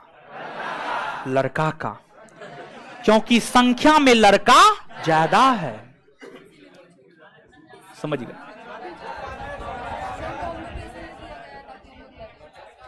ताकि हम लोग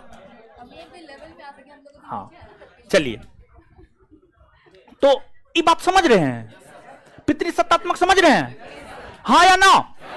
लेकिन ध्यान दीजिएगा, पितृसत्तात्मक समाज होते हुए भी महिलाओं का काफी सम्मान था, महिलाओं का काफी ज्यादा सम्मान किया जाता था।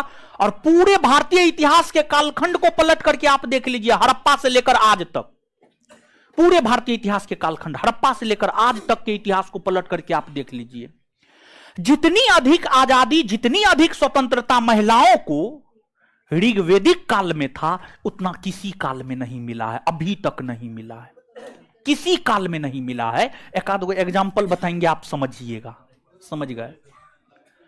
तो जो ऋग्वेदिक कालीन समाज था वह भले ही पितृसत्तात्मक था, लेकिन उसमें महिलाओं की स्थिति काफी सम्मानजनक थी, महिलाओं की स्थिति काफी अच्छी थी। इस समय महिलाओं का भी उपनयन संस्कार होता था। इस समय महिलाएं भी शिक्षा ग्रहण कर सकती थी। इस समय महिलाएं यज्ञ कार्य में अपने पति के साथ भाग ले सकती थी। कई सारी विदुषी महिला यानी विद्वान महिला, लोपामुद्रा, अपाला, घोषा, ये सभी विदुषी महिला का नाम है, यानी विद्वान महिला का नाम है, विद्वान महिला का नाम है। लोपामुद्रा, घोषा, सिकता, अपाला, ये सब विद्वान महिला का नाम है।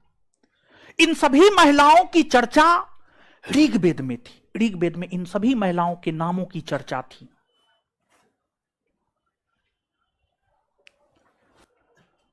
और महिलाओं के शोषण वाली, महिलाओं का शोषण करने वाली जितनी भी प्रथाएं थी, एक भी प्रथा प्रचलित नहीं थी। जैसे पर्दा प्रथा, पर्दा प्रथा से महिलाओं का शोषण होता है। अब कहां, कौन धर्म ग्रंथ में लिखा हुआ है कि महिला जो है अपना पल्लू गिरा के रखेगी? कहीं नहीं लिखा हुआ है, समझ गए? ये जो औरत सब साड़ी पहनती है, अपना माथा ढक करके रखती है, समझ गए? इसी को पर्दा प्रथा कहा जाता है। मतलब पर्दा में रहना, मुंह दिखाना नहीं। सामान्य तौर पर गांव घर में जो है महिला अपने ससुर के सामने, अपने हस्बैंड से बड़े जो भाई हैं उनके सामने जो है मुंह छुपा के रखती है। ये कहीं ना कहीं उसकी आवाज को दबाता है, समझिए, उसकी आवाज को दबाता है। हम इसके विरोध में हैं, समझिए, इसके विरोध में हम हैं। ये नहीं होना चाहिए।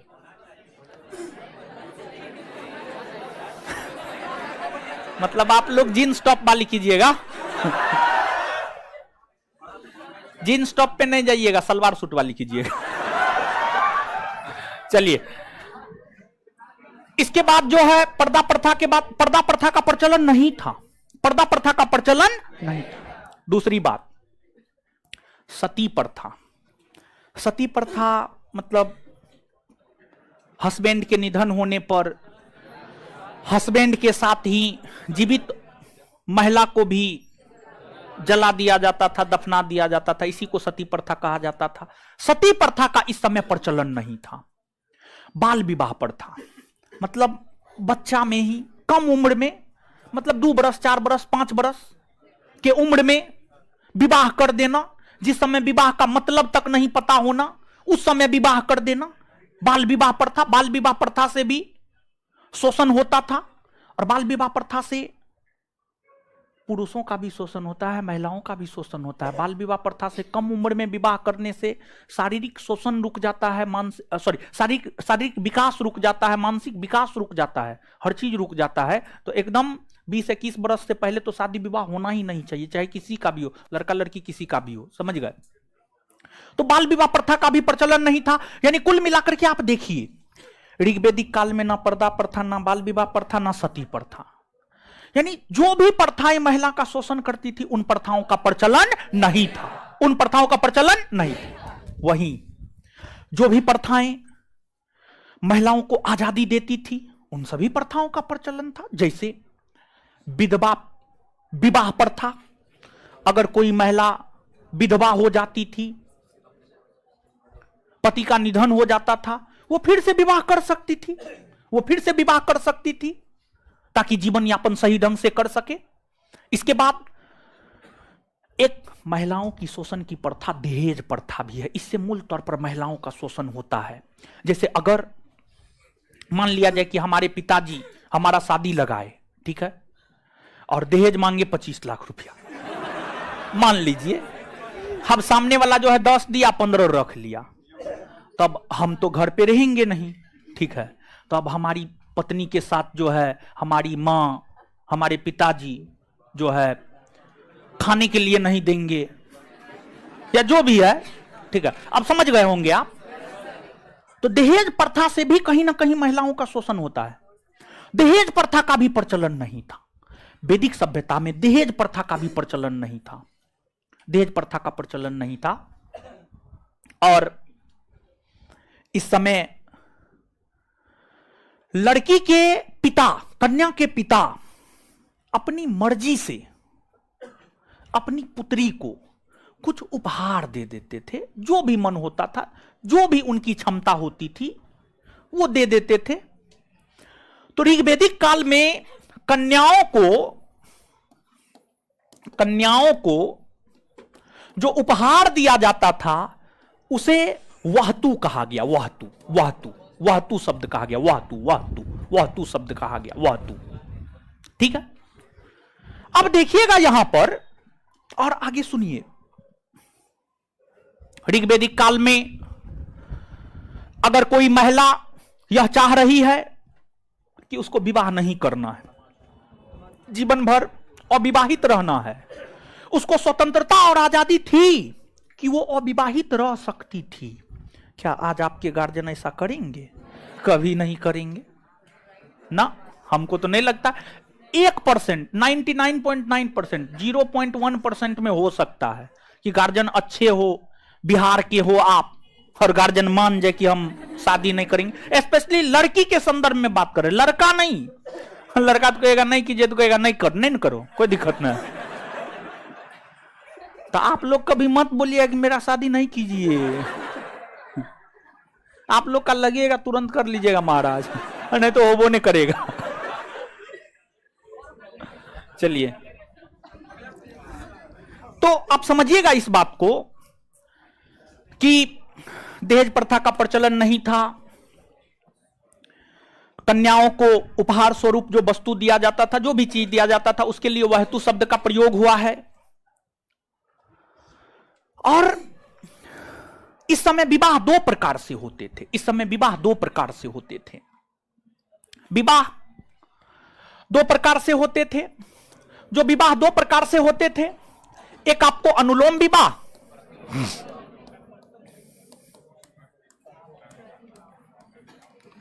और दूसरा आपको प्रतिलोम विवाह। एक आपको अनुलोम विवाह और दूसरा आपको प्रतिलोम विवाह। दूसरा आपको प्रतिलोम विवाह, ठीक है। यहां पर अनुलोम विवाह प्रतिलोम विवाह समझाने से पहले एक बात यहां पर समझाएंगे। आप सभी लोग इस बात से तो अवगत हैं कि ऋग्वेदिक काल के विषय में जानकारी हमें ऋग्वेद देता है, हाँ या ना? हाँ, ऋग्वेद देता है ना। ऋग्वेद में क्या को मंडल है? क्या को मंडल है? ऋग्वेद का 10वां मंडल। ऋग्वेद का 10वां मंडल यह कहता है, परम पिता ब्रह्मा के मुख से ब्राह्मण की उत्पत्ति, भुजा से क्षत्रिय की उत्पत्ति, जांग से वैश्य की उत्पत्ति और पैर से शूद्र की उत्पत्ति। पैर से शूद्र की उत्पत्ति। ब्राह्मण का काम अध्ययन अध्यापन, क्षत्रिय का काम शासन प्रशासन, वैश्य का काम कृषि पशुपालन और शूद्र का काम ऊपर के तीनों वर्णों की सेवा कर। ऊपर के तीनों वर्णों की सेवा। तो ऋग्वेद का 10वां मंडल यह कहता है कि परमपिता ब्रह्मा के मुख से ब्राह्मण क्षत्रिय वैश्य शूद्र की उत्पत्ति हुई है। ब्राह्मण क्षत्रिय वैश्य शूद्र की उत्पत्ति हुई है। मतलब कहीं ना कहीं ऋग्वेद इस और इशारा करता है कि ऋग्वेदिक कालीन समाज में 4 वर्णों की उपस्थिति थी। ऋग्वेदिक कालीन समाज में 4 वर्णों की उपस्थिति थी और ऋग्वेदिक कालीन समाज में वास्तविक तौर पर 4 वर्णों की उपस्थिति थी। और वास्तविक तौर पर जो 4 वर्णों की उपस्थिति थी वो 4 वर्ण था ब्राह्मण, क्षत्रिय, वैश्य और शूद्र। वैश्य और शूद्र। और शूद्र शब्द की चर्चा पहली बार कहां मिलती है? ऋग्वेद के 10वें मंडल में। ऋग्वेद के 10वें मंडल में। तो अब ब्राह्मण सबसे उच्च वर्ण माना जाता था, उसके नीचे क्षत्रिय, उसके नीचे वैश्य और सबसे नीचे शूद्र। सबसे नीचे शूद्र। शूद्र। उस समय महिलाओं को, पुरुषों को, हर किसी को आजादी थी। और उस समय जो वर्ण का निर्धारण होता था जन्म के आधार पर नहीं होता था, कर्म के आधार पर होता था। उस समय जो वर्ण का निर्धारण था वह कर्म के आधार पर होता था। अगर कोई अध्ययन अध्यापन कर रहा है ब्राह्मण, शासन प्रशासन देख रहा है क्षत्रिय, कृषि पशुपालन कर रहा है वैश्य। उस समय एक ही परिवार में ब्राह्मण, क्षत्रिय, वैश्य, शूद्र सब रहता था। सब रहता था। उस समय कर्म के आधार पर हर चीज होता था। आज जैसी बात नहीं थी। आज क्या है? अगर आपके पिता, माता पिता अगर ब्राह्मण हैं तो आप ब्राह्मण कुल में जन्म लिए, राजपूत है तो राजपूत कुल में जन्म लिए, कैस्ट है तो कैस्ट कुल में जन्म लिए। समझ गए? लेकिन उस समय कर्म के आधार पर होता था। और हमने आपको यह बात बताया है कि उस समय महिलाओं को काफी अधिक आजादी थी। कोई उच्च वर्ण की महिला है, उसको मन किया निम्न वर्ण के पुरुष से विवाह करे, शूद्र से जाकर विवाह कर लेती थी। कोई शूद्र महिला है, उसका मन किया ब्राह्मण से विवाह करने का, तो वह ब्राह्मण से जाकर विवाह कर लेती थी। मतलब उस समय यह नहीं था कि ब्राह्मण है तो ब्राह्मणे में शादी होना है, और क्षत्रिय है तो क्षत्रिय में ही शादी होना है, वैश्य है तो वैश्य में ही शादी होना है। आज आप कहिएगा, अगर गार्जियन आपके थोड़ा स्ट्रिक्ट होंगे, हम मान लिया जाए कि आप राजपूत समाज से आते हैं, आप कहिएगा कि हम जो है किसी अपने जाति से किसी छोटे जाति में शादी करे, राजपूत समाज से आते हैं, सीधा माँ बाप काटिए देंगे। समझ गए? अभी इतनी आजादी नहीं है जितनी आजादी ऋग्वेदिक काल में था। जहां करना है, जिससे करना है कर लो, नहीं करना है नहीं करो, कोई दिक्कत नहीं है। इतनी आजादी कब मिलेगी महिला को? कभी नहीं मिली है पूरे भारतीय इतिहास में। समझ गए? और आजीवन भर अविवाहित भी रह सकते थे, आजीवन अविवाहित रहने वाली महिलाओं को अमाजू कहा जाता था। आजीवन अविवाहित रहने वाली महिलाओं को अमाजू, क्या कहा जाता था? अमाजू, अमाजू कहा जाता था। अब यहां पर ब्राह्मण क्षत्रिय वैश्य शूद्र आपको समझ में आ गया। अब यहां पर अनुलोम विवाह प्रतिलोम विवाह आप आराम से समझ जाइएगा। देखिए अनुलोम विवाह किसे कहा जाता था? जब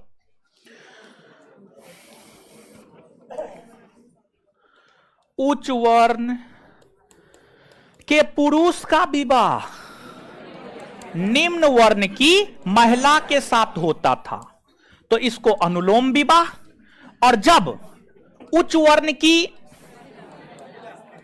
महिला का विवाह निम्न वर्ण के पुरुष के साथ होता था तो इसको प्रतिलोम विवाह, इसको प्रतिलोम विवाह। मारपठा से ठीके कर देंगे हम, दोनों एक के हो गया। आंख में मोदियाबिंद हो गया है कि बेरोजगारी गरीबी नजर नहीं आ रहा है। चलिए अब समझिएगा आप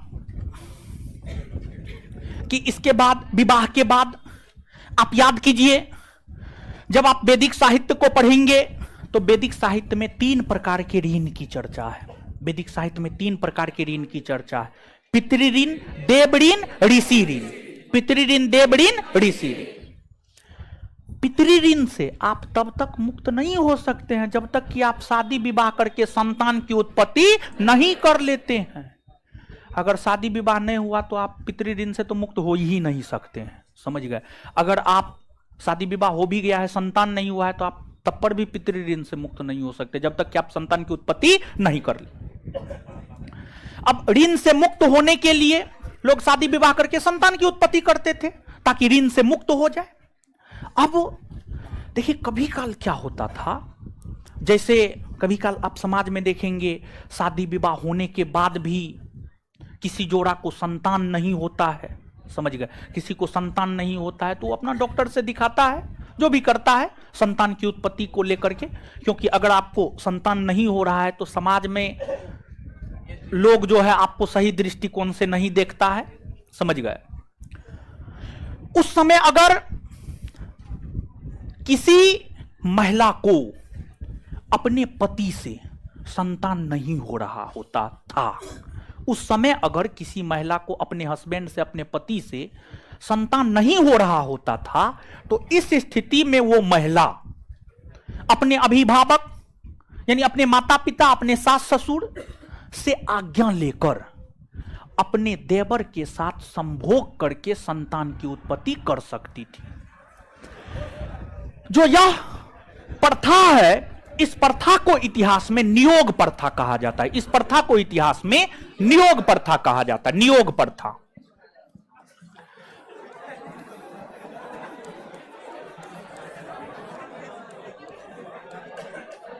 नियोग प्रथा कहा जाता है। अब इससे अधिक स्वतंत्रता क्या हो सकती है? इससे अधिक स्वतंत्रता तो और कुछ हो ही नहीं सकती है। क्या आज ऐसा पॉसिबल है? नहीं। तो अब आप इसी से समझ लीजिए कि ऋग्वैदिक काल में महिलाओं की स्थिति कितनी अच्छी थी, कितनी बेहतर स्थिति में महिला रही होंगी। इसके बाद समाज में जो मानव थे वे सूती वस्त्र, ऊनी वस्त्र पहना करते थे, शाकाहारी मांसाहारी दोनों प्रकार के भोजन किया करते थे।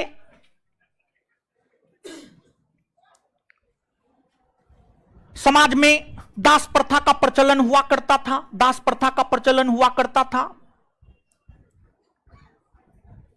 तो इन चीजों से जो है आपको अवगत रहना चाहिए। यह सब चीज जो है आपके परीक्षा में पूछा जाता है।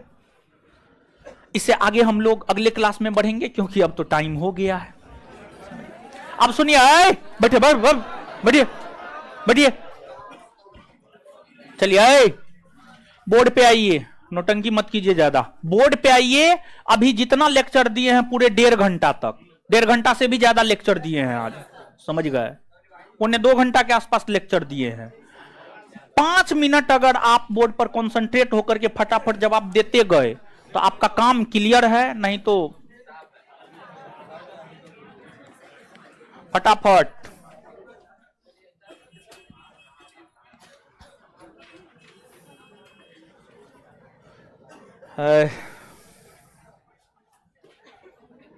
चलिए आइए आइए आइए बोर्ड पे आइए। ऋग्वेद और ईरान के किस मूल ग्रंथ के बीच समानता? ऋग्वेद और वैदिक सभ्यता कैसी सभ्यता थी? कैसी सभ्यता थी? कैसी सभ्यता थी? ऋग्वेद के अनुसार आर्यों का मूल निवास स्थान, ऋग्वेद के अनुसार आर्यों का मूल सप्त सेंदव क्षेत्र का मतलब, सप्त सेंदव क्षेत्र का मतलब ऋग्वेद में कितनी नदियों का उल्लेख? ऋग्वेद में कितनी नदियों का उल्लेख? सबसे अधिक बार कौन नदी का वर्णन? सबसे अधिक बार सबसे पवित्र नदी, सबसे पवित्र नदी सरस्वती के लिए कौन कौन शब्द आया है? देवितमा, मातेतमा और गंगा नदी की चर्चा कितनी बार? यमुना नदी। सतलज को क्या कहा जाता? सतलज को, चेनाब को, चेनाब को, झेलम को, राबी को, राबी को, ब्यास को, ब्यास को विपाशा कहा जाता था। इसके बाद आगे बताइएगा, महाकाव्य की संख्या कितनी? कौन कौन? महाभारत और महाभारत के रचयिता, रामायण के रचयिता। महाभारत में, महाभारत का सबसे प्राचीन नाम, विश्व का सबसे बड़ा महाकाव्य कितने पर्व में बांटा गया? कितने पर्व में? चलिए इसके बाद आगे बताइएगा कि जो आप हमको ये बात बताइएगा, ऋग्वेदिक कालीन समाज मातृसत्तात्मक या पितृ? हाँ, पितृ महिलाओं की स्थिति अच्छी थी, हाँ या ना? दास प्रथा का प्रचलन था, हाँ ना? बाल विवाह प्रथा, पर्दा प्रथा, सती प्रथा, दहेज प्रथा, किसी भी प्रथा का प्रचलन नहीं था। बाल विवाह प्रथा, सती प्रथा, दहेज प्रथा, इसके बाद पर्दा प्रथा, किसी भी प्रथा का प्रचलन। विधवा विवाह प्रथा है था ना? जीवन भर अविवाहित रहने वाली महिला के अमाजू, जीवन भर अविवाहित रहने, जीवन भर अविवाहित रहने वाली क्या कहलाती थी? और कन्या को जो उपहार दिया जाता था उसे कौन सा शब्द? कौन सा शब्द? और ऋग्वेदिक कालीन समाज की अगर हम बात करें तो ऋग्वेदिक कालीन समाज में कितने वर्णों की उपस्थिति? कितने वर्णों की? कौन कौन? ब्राह्मण, क्षत्रिय, वैश्य और शूद्र। ब्राह्मण, क्षत्रिय, वैश्य और ऋग्वेदिक कालीन समाज में कितने वर्णों की उपस्थिति? कौन कौन? ब्राह्मण, क्षत्रिय, वैश्य और ब्राह्मण, क्षत्रिय, वैश्य और वर्ण का निर्धारण किस आधार पे? किस आधार पे? विवाह कितने प्रकार से होता? कितने प्रकार से? पहला, दूसरा, अनुलोम विवाह किसे कहा जाता? और प्रतिलोम विवाह, नियोग प्रथा का प्रचलन था। चलिए ठीक है, इसके बाद आगे आगे आगे आगे। अरे याद है जी, आप काहे चिंता करते हैं? चिंता मत कीजिए। वैदिक सभ्यता आर्यों द्वारा निर्मित सभ्यता की अगर हम बात करें, एक बात बता, आर्यों की भाषा क्या थी? आर्यों की भाषा, आर्यों की भाषा। चलिए इसके बाद आगे बताइएगा कि जो है आपको ऋग्वेदिक काल में किसकी रचना हुई है? उत्तर वैदिक काल में ऋग्वेद की रचना कौन क्षेत्र में हुआ है? सप्त सैन्य। ऋग्वेद की रचना कौन क्षेत्र में हुआ? यजुर्वेद, सामवेद, अथर्ववेद की रचना गंगा यमुना, गंगा यमुना दोआब क्षेत्र में हुआ है। आगे वैदिक साहित्य के अंतर्गत क्या क्या आता है? सबसे पहले किसकी रचना? उसके बाद, उसके बाद, उसके बाद। चलिए इसके बाद आगे बताइएगा कि जो वेद का शाब्दिक अर्थ क्या होता है? ऋग्वेद के ऊपर कौन सा ब्राह्मण ग्रंथ? यजुर्वेद के ऊपर, सामवेद के ऊपर, अथर्ववेद के ऊपर सबसे बड़ा ब्राह्मण ग्रंथ, सबसे बड़ा ब्राह्मण ग्रंथ। अच्छा, किस वेद के ऊपर आरण्यक साहित्य नहीं लिखा गया?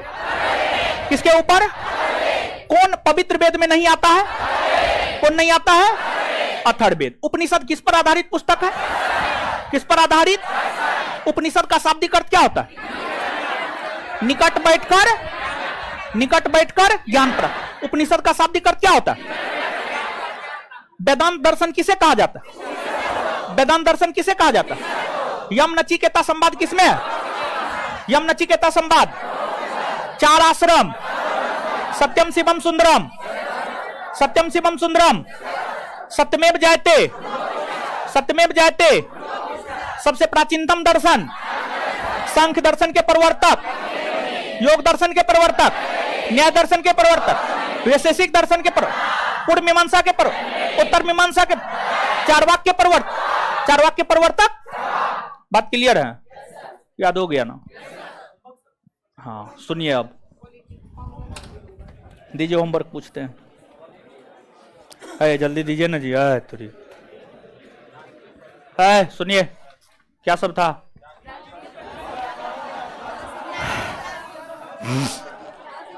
10-11 अगला होमवर्क सुनिए। मूल अधिकार पूरा चैप्टर नंबर 13। देखिए इससे होमवर्क देते, किससे? इससे। किससे? इससे। ठीक है, देख लीजिए आगे पीछे दाएं बाएं। ठीक है, चैप्टर नंबर 13 मौलिक अधिकार। ठीक है, सम्मिलित रूप से जवाब दीजिएगा नहीं, पहले 2-3 को क्वेश्चन पूछने दीजिए। ठीक है, फटियाने दीजिए, ऐसे आप लोग नहीं पढ़िएगा, समझ गए? सबको हम नानी याद दिला देंगे अभी तुरंत। 75 से लेकर 87 तक। खड़ा होइए। आगे में बैठाए हैं तो ऐसे थोड़े हो जाएगा, ऐसे नहीं होता है। हम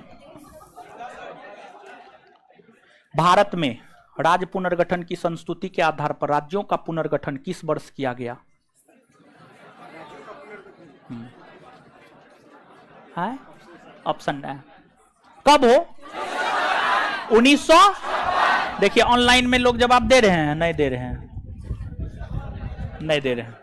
ठीक है, चलिए खड़ा रहिए, खड़ा होइए उधर। भाषाई आधार पर सर्वप्रथम किस राज्य का गठन है? आंध्र। बैठ जाइए, बोलिए। आंध्र प्रदेश का भाषाई आधार पर गठन किस वर्ष हुआ? 1953 में हुआ है।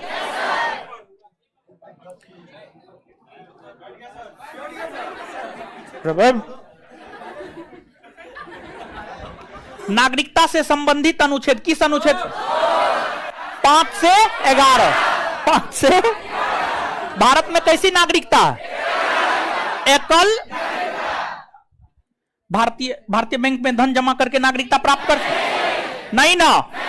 चलिए, नागरिकता अधिनियम 1955 के अंतर्गत पंजीकरण द्वारा भारतीय नागरिकता प्राप्त करने के लिए भारतीय मूल के व्यक्ति को कितने बरस? अच्छा, नागरिकता संशोधन कानून कब पारित हुआ है? 11 दिसंबर 2000। 11 दिसंबर 2019। किस देश में दोहरी नागरिकता के सिद्धांत को स्वीकार? संयुक्त राज्य अमेरिका। नए राज्य की गठन की शक्ति किसमें है? भारतीय संसद। भारतीय राष्ट्रीय ध्वज में चक्र किसका प्रतीक है? न्याय का। किसका? भारत का राष्ट्रीय पक्षी। जनगण मन को भारत के राष्ट्रगान के रूप में कब अपनाया गया? 24 जनवरी 1900। राष्ट्रीय ध्वज को कब स्वीकार किया गया? 22 जुलाई 1900। क्लियर है? होमवर्क दे दिया ना? किसका है? चलिए रुकिए ना, थोड़ी एगो बात, 2 मिनट और लीजिए। ठीक है, 2 मिनट ही बड़ी महत्वपूर्ण मिनट है। ठीक है, और इसमें बहुत लोग छोड़ के भाग गए होंगे, इसलिए सबसे लास्ट में सबसे महत्वपूर्ण बात देखिए। पहली बात, अगर आपको अपने जीवन में सफल होना है, क्लास के अलावा घर पे 7 से 8 घंटा पढ़ना पड़ेगा। दूसरी बात, क्लास में जो बोलते हैं शब्द पालन करना होगा। तीसरी बात, आपका जो रूटीन होना चाहिए, एक टाइम मैनेजमेंट प्रॉब्लम है। ठीक है, आपका जो रूटीन होना चाहिए, देखिए रूटीन में आप क्या करते हैं हमको उससे कोई मतलब नहीं है। ठीक है, लेकिन 1-2 बात बता रहे हैं। नोटिफिकेशन आने की संभावना मार्च अप्रैल में है, मार्च में है मान करके चलिए। उससे पहले हम यह चाहते हैं कि आपने अगर कभी अपने जीवन में रनिंग नहीं किया है और हमारे जैसे पेट आगे आ गया है तो आप दौड़िए। नोटिफिकेशन आने, ठंडा है तो क्या मर जाइएगा? ठंडा है। और गर्मी आएगा तो कहिएगा गर्मी है, समझ गए? मौसम है, कभी ठंडा, कभी गर्मी, कभी बरसात, तो क्या आप सांस लेना छोड़ देते हैं? तो अपना काम करना काहे छोड़िएगा? नहीं छोड़ना है। सुनिए, हल्ला नहीं। जब तक नोटिफिकेशन नहीं आता है, जिस छात्र ने अपने जीवन में कभी भी नहीं दौड़ा है उसको निश्चित तौर पर अभी से ग्राउंड जाना चाहिए, लड़का हो या लड़की। दूसरी बात, अगर आपका पेट आगे आ गया है तो आप निश्चित तौर पे ग्राउंड जाइए। तीसरी बात, जब नोटिफिकेशन आएगा तो ग्राउंड छोड़ करके करंट पढ़ना शुरू कर दीजिएगा, ठीक है? और मेंस में करंट छोड़ करके मैथ रीजनिंग पढ़ना शुरू कर दीजिएगा, समझ गए? तो एक ये हो गया। दूसरी बात, आप अपने रूटीन में क्या करते हैं नहीं करते हैं हमको कोई मतलब नहीं। और ध्यान दीजिएगा, हम आपको दावे के साथ कह सकते हैं जो बात हम बता रहे हैं नहीं फॉलो कीजिएगा इसमें से, लेकिन लगभग जो भी लड़का है, जो भी संख्या हमको मालूम नहीं है, इसमें से 10-20% छात्र हमारी बातों को सच में फॉलो करेंगे और इसलिए 10-20% छात्र का ही रिजल्ट होगा, ठीक है? तो अगर आप देखिए, इस बार प्रक्रिया बहुत तेज होगा, बहुत तेज प्रक्रिया होगा। अरे पहले की प्रक्रिया को देखिए ना महाराज, पहले की चीजों से सीखिए। अरे इतिहास हम क्यों पढ़ते हैं? इतिहास हमें अपने पूर्वजों के विषय में बताता है कि हमारे पूर्वज क्या किए क्या नहीं किए, ताकि हम सही कर सके और अपने जीवन में गलती ना करें, समझ गए? तो कल बताएंगे विस्तार पूर्वक इतिहास क्यों पढ़ते हैं, ठीक है? चलिए सुनिए, सुनिए बात थोड़ी, अभी खत्म कहां हुआ है। अजीब हाल है आप लोग का, आने के लिए वही हड़बड़ी, जाने के लिए वही हड़बड़ी, समझ गए? हाँ, तो हम आपको ये बात बोल रहे थे। पहली बात, जो कभी नहीं दौड़े हैं, जिनका हेल्थ थोड़ा ज्यादा है, नोटिफिकेशन आने से पहले आप 30 दिन, 40 दिन, 45 दिन, जितना भी दिन होता है, आप ग्राउंड चले जाइए, ठीक है? दूसरी बात, लड़का हो या लड़की, दूसरी बात, रूटीन में 7 से 8 घंटा सेल्फ स्टडी। सेल्फ स्टडी का मतलब स्वयं से स्टडी करना, उसमें कोई क्लास नहीं होना चाहिए, ठीक है? कोई क्लास नहीं होना चाहिए। सेल्फ स्टडी में अब क्या करेंगे? प्रश्न ये उठता है, सेल्फ स्टडी में क्या करना? सेल्फ स्टडी में सबसे पहले क्लास में जो चीज पढ़ाया जाता है डेली बेसिस पे उसको पढ़ना है, डेली बेसिस पे उसको पढ़ना है। जैसे हिस्ट्री पढ़ा रहे हैं, डेली बेसिस, आज जितना पढ़ाएं आज के आज घर पे जाके पढ़ना है। कल बायोलॉजी होगा, बायोलॉजी में कल बिट्टू सर जितना पढ़ाएंगे उसको डेली बेसिस पे पढ़ना है, पहला चीज। दूसरा चीज, जो होमवर्क देते हैं, जैसे आज मूल अधिकार दिए हैं, आज के आज जाकर के घर पे इसको याद कर लेना, ठीक है? तीसरा चीज, आपके बैच को ऐड नहीं करवाए हैं एप्लीकेशन पर, अगले रविवार को आपके बैच को ऐड करवाएंगे, तो फिर आपको होमवर्क देंगे वीडियो के थ्रू, तो आपको डेली बेसिस पर उस वीडियो को देखना है। इतना चीज एकदम करना है। और चौथा चीज, संस्थान के टेलीग्राम चैनल पर डेली टेस्ट सीरीज का क्वेश्चन आंसर डिस्कशन जाता है, डेली बेसिस पर उसको करना है। इतना चीज 100% करना है, 100% करना है। इसके बाद अगर टाइम बचता है तो फिर टाइम बचेगा, कैसे नहीं बचेगा, क्या बात? 8 घंटा का मतलब बहुत कुछ होता है, टाइम बचेगा। तो जो घटना चक्र हमने आपको बोला है, घटना चक्र का कोई एक सब्जेक्ट उठा करके उसको इधर से उधर कर जाना है। इधर से उधर कर जाना मतलब पढ़ना है, इधर से उधर कर जाना मतलब पढ़ना है। और चौथी पंचमी छठी जो भी बात हो, उसके बाद शनिवार को जो टेस्ट होता है, टेस्ट का क्वेश्चन आंसर डिस्कशन वाला जो टेस्ट होता है, उसको सप्ताह में एक दिन बैठ करके 2 घंटा 3 घंटा 4 घंटा जितना लगे याद कर जाना है। ये सब चीज आप कीजिए, आप कीजिएगा तभी आपका रिजल्ट होगा। आप नहीं कीजिएगा आपका रिजल्ट नहीं होगा। हम आपको लिख करके दे सकते हैं। सब चीज कीजिए, जितना कह रहे हैं उतना कीजिए, क्योंकि हम आपको बता दें कि हम आपको पहले भी बोले थे, 17 से लेकर आज तक हम हर परीक्षा दिए हैं, हर दरोगा की परीक्षा को पास किए हैं, और खुद के अलावे सैकड़ों की संख्या में छात्रों को राजगीर और ट्रेनिंग और थाना में पहुंचा दिए, समझ गए? उस आधार पर हम आपको ये सब बात बता रहे हैं। तो आप कीजिए, नहीं तो रिजल्ट नहीं होगा।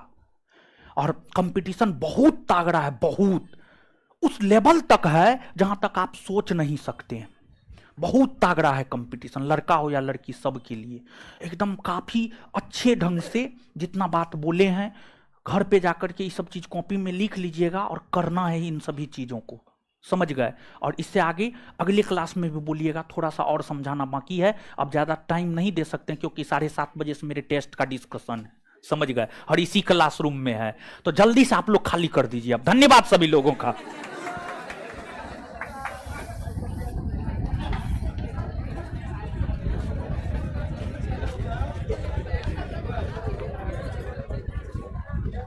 शुक्रवार को टेस्ट का रिजल्ट अपलोड होगा, शुक्रवार को। खुश रहिए, खुश रहिए, खुश रहिए। पढ़िए लिखिए मन से।